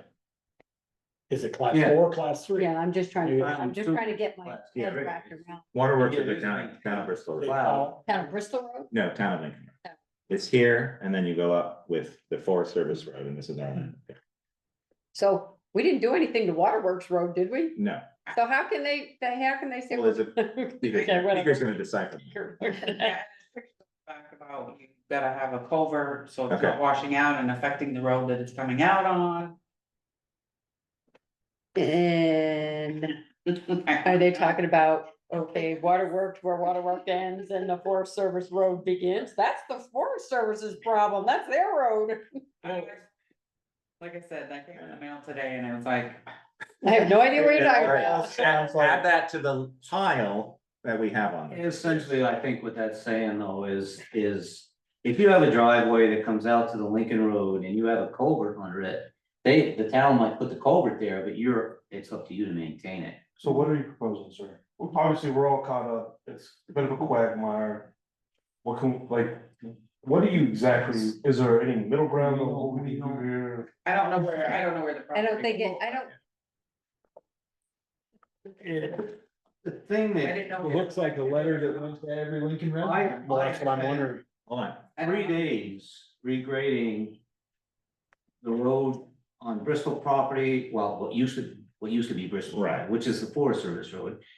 Beyond the bridge, and in the last 30 years, actually 50 years, the only time that this road has had any damage was there was one section on the Forest Service Road that I repaired. There was one section on Bristol's Road that I repaired in the last 50 years. Say that's And down. now I can't even access it now. And So are you saying it's probably complete waste of time? I'm sorry, Are you saying this project was a complete waste of time? And we essentially- it was a complete waste of time and money.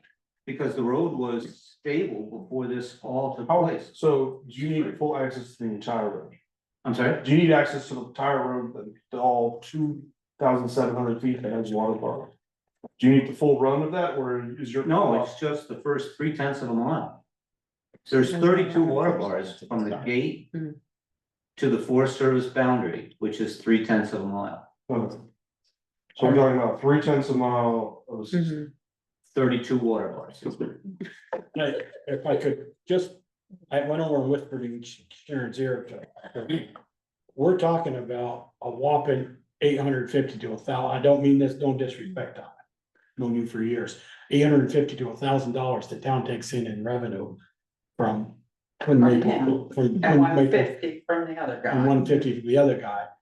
For a thing that could cost us thousands of dollars to fix, and I don't know, well, we got a grant to do the first one, was it done right? We or didn't wrong? even get the grant.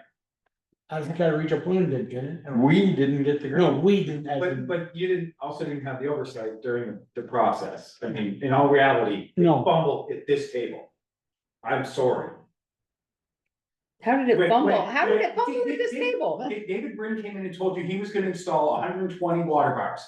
Peter, you said specifically in that meeting, those are gonna be just vertical cut water bars, standard water bars, 120, no big deal.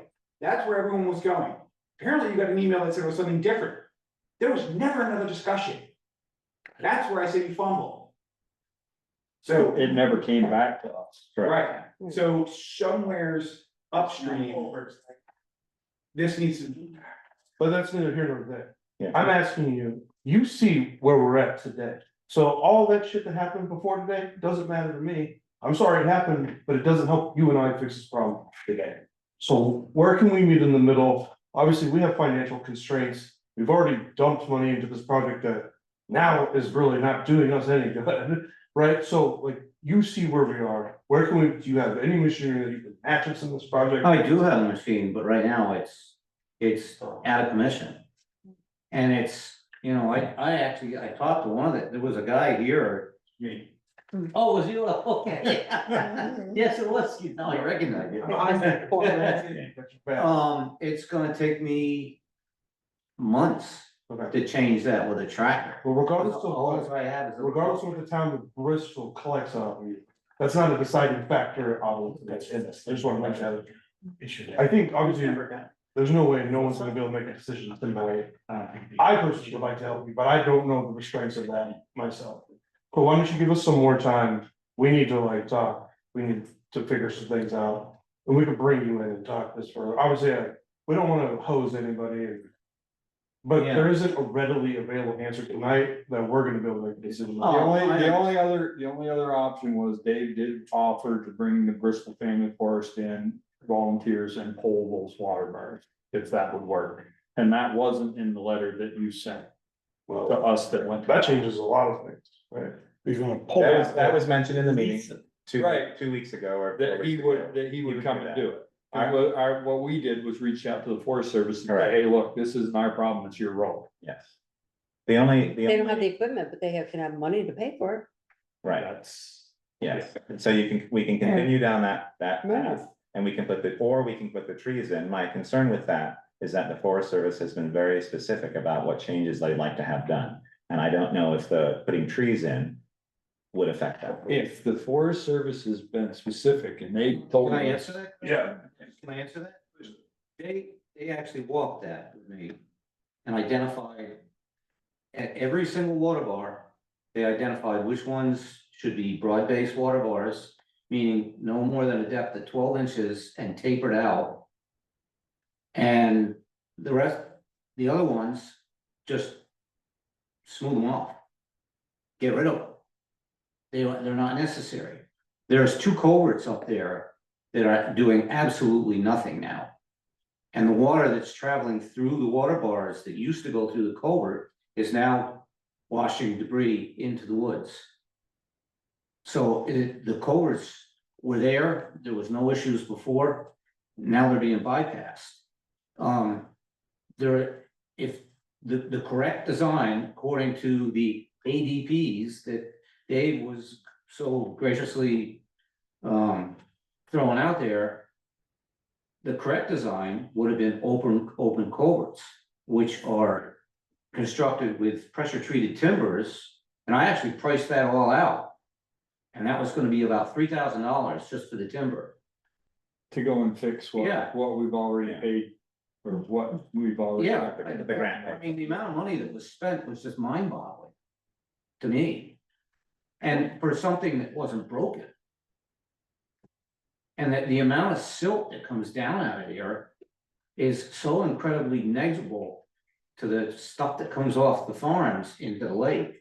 I mean, that was the whole reason behind it. Was the phosphorus. Yes. So how about this? How about we talk with Don? None of this is gonna get accomplished unless Don and you are in the same room as well. David, excuse me, David, Brent, and you, Don. Like, but we can't. We need to get all parties involved to figure out the way to fix this, right? Like, it's not gonna, he can't come in, you can't come in, like, nothing's gonna get done. Yeah, 'cause he came in last meeting, he came in last meeting and said everything's working the way it should, it's Yeah. beautiful, Okay. it doesn't need to be changed. So we'll revisit But that. again, You disagree? Yes. And so was the Forest I was Service, never notified apparently. that he was giving a presentation. Well, I mean, I told you, Greg, if you wanted in October, take my side by side and we'll go up there and meet with you. I'd love It's a to. third of a mile, we probably can walk that. Or, well, but we'll walk, you and whoever wants to go, Dave, Bryn, and anybody in the Forest Service, say, hey, we're gonna meet here and we're gonna. how long? If they want to, I would Just- say we just say- expect you to be there. Just so you know, it wasn't, David didn't come in for a presentation. We had discussed this. It got brought Right. back to the agenda item. He came because he's on that list. You were also on that email as well. So you should have received notification, just to be clear. I didn't, it's not something that we asked Did him to without present. notifying. We just, it came back on the agenda because we're continue to have this discussion and I figured out the whole timeline. And so that's why it sort of came back on. He happened to be here because of that agenda item, spoke about it, but I think Greg's right, just having everyone on the same page, and I think we have to involve Chris at the Forest Service. Who he has the email and information that I sent to him where it was approved by them. And he has the emails that I've sent asking him to be able to help and his replies of saying we don't have the equipment. So I think now that's the way to do it. It's just- So I asked, A lot of jurisdictional stuff. Yes, too. I know. None of us can make a decision. without- I asked the question 2 weeks ago, whether it was closed out or whether it was water matters. You're saying it's closed out, road closed out? Yeah. The way that it was done was road closed out. Yes. What do you describe for me? Road closed out is tank traps. It's something that you can't drive through. Yeah. Basically, you're closing the road. And they go Right, right down. and the idea is no water is gonna get by those because anybody that does go through them is not gonna make tracks where the water can continue to go down the road. And that's what it is. And it's I've totally been up different. there and it's exactly what you described. Road closure is totally different than the broad-based dips we were told was going Well, on. it sounds like we got one with fire. Forest Service. Yes. So there's a whole other part of government involved. Well, a bone that maybe we have to pick, and also with the contractor, because we were told one thing, unless the emails say that they were gonna be something different. How I mean, far- how we long have have you what been was described by Out of David. access. How long have you been out of access? Since A September year. of last. Since they were done. How long have I been up there? Out of access. How long? Last have you year. been out of access? I can get through them with an ATV, but it's incredibly rough. And what? And sort of- before these were put in, on a good day, a good sunny, dry day, you could drive a car up that road. So it sounds more like, because broad-based dips are designed, so broad-based dips are supposed to be designed so you can drive a car through them at 35 miles an hour. I would not wanna go through a broad-based dip. And 35, yeah. 12 inches deep. Yeah, no, I would not, but broad-based dips are designed so you can drive a car through them. And it sounds like what was done was road closure. And when I do road closure, it's road closure. You're not going through. Yeah, well, we didn't, that's not in the plan. Yeah. So I'll back up with you at a later date, get some more information and we'll reconvene and start moving this forward. Sounds like fun. I promise. Okay. And I know that we've told you that many times, but it is moving forward. And I'm sorry that this has happened. It's unfortunate. And I think, Chris is right that it fell to us at this table, but it's also looking at the timeline. The town administrator at the time did have that information and it wasn't brought back to us for discussion. The project was changed and we didn't make an approval for that change. It just went through, unfortunately. But we were, not we as the board, but the town was informed we have all the email for that. It just didn't come back to this table for discussion, which is a shame. So they changed it Well- from the broad base to the. But if we had known any different and we were told that it had been changed because we. That's right. We would have Approved it. approved it. More than likely, yes. So. Because you're relying on someone who does this for a living, who knows how to do these things. Yeah. To be able to be making the right decisions. And I think in David's mind, he's made the right decision for, using the standards that he uses, which are not his, it's their approved standards. This is what he felt that project needed. And obviously there's a disagreement with that from multiple parties. But I think now, as Greg said, I think it's just moving past that. What's happened has happened. And it's now up to hopefully working with the Forest Service to figure out how we can. Well, we got fix roads it. closed, it's not supposed to be closed, and we got. Right. Someone who can't connect, it doesn't sound like the Right. project's done. Right. Okay. Yeah, I mean, the Forest Service has money. Mhm. Because like I said, there's stuff on Camel Sump, there's a ton of work being done on roads you can access, just like you're saying. Okay. Thanks, sir. All right. Thank you. Okay. Don. Thank you, folks. Thank you, Don. All right. If you're available in October, I'd love to walk it. Yeah, I'll be I around. think we need to walk it before our. Okay, well, Yeah, I'll be out of. You're up? Yeah, we're gonna go out there. I know he's talking about these, I do. yards. They put them in on art when we logged out. I didn't realize. We went and cut them back. It was so steep you couldn't get over. This is what. Yeah. Okay. That makes it. Thank you. It makes a big difference. Ask him if Why would we there's no close the closure, road? he said no. Why would we close a road to land at the end? What are we doing? We didn't, but we did. Yeah. Right. We didn't intentionally. Yeah. Right. All right, select board roundtable, move along. Joel, Nothing. he doesn't even have a fever. I don't have nothing this week. I think James. I'm sorry, Joel, just love to pick on you. I know you do. Jessica, Nothing. Ian, Just letting you know what I'm working on. So I'm still working with Greg, obviously, on a lot of our projects. Easy. Unfortunately, I know the most about them. I could be able to download my brain and give it to him on a USB drive. That would be nice. I don't think he wants that. So sort of working on those, updating a few of the town administrator, the ledgers that were kept before for some of the projects, just to make sure they're all in order. So essentially, I'm just trying to get the details of each of our projects to a point where I can talk about them with Greg, so he knows exactly what's going on in terms of the status of them, what's been paid so far, what the actual project cost is, what we're short for different projects. So those are the main things that I'm working with him on still. And you're gonna give him the money to take care of. And I'll just write a check and hand that right over. No, unfortunately not. So yeah, working on that. I sent details after we approved the crosswalk sign details to Sharon to hopefully get that ordered for the crosswalk or the equipment for that. And then I continue to work on the agenda and the minutes and doing things like that. We'd have to maybe have a discussion in terms of how you'd like to do it. So we had previously done it with the previous town administrator where they were the driving factor of setting the agenda. But I might suggest that we do something different where it's a more hybrid approach. Yeah. Partly that's coming from just Greg not knowing as much as we all know in terms of what's going on. But also too, I think it's beneficial for us to be more involved with these things and allows us, similar to how you did it before, in terms of driving agenda items and making them be put on the agenda versus everything coming from one person. I think we should definitely go to the hybrid. I think I've been watching you all for the last month. From my staff to even all of you, and I think the agenda needs to come back to me with hybridization working with you, obviously, and I think you would be a good liaison for that moving forward, but in terms of efficiency, I think I'll save us a considerable amount of time.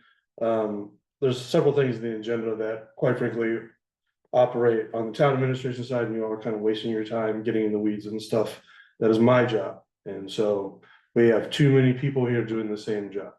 And I think I can help keep us moving forward and staying on top of things. And I'll just report out of frequencies. I'll work with you and pass things through you. Cause I can't always get a hold of all of you at the same time, so you know, be my like representation on your side to receive stuff through, but, Will I this think. make our meetings faster? Yes. I like it. Well, I mean, not like, we're not gonna take, I just think there's just things we can improve on that regard. Yeah.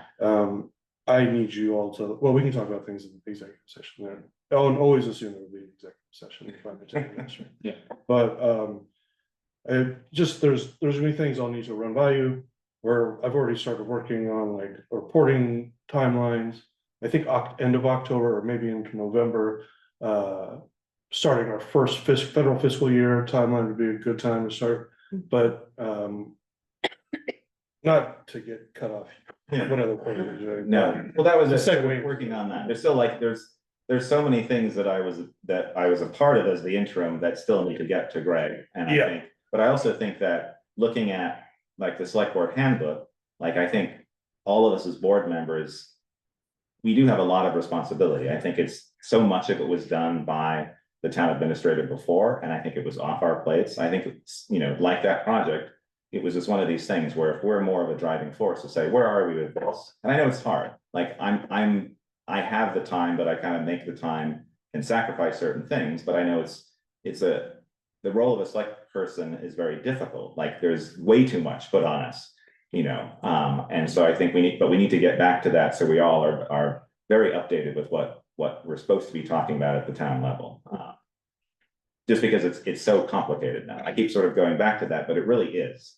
Like we really need, you know, like 3 or 4 more people in town employees to do the work that's being done, just because it is so complicated. So it really needs us as well to be a big part of that.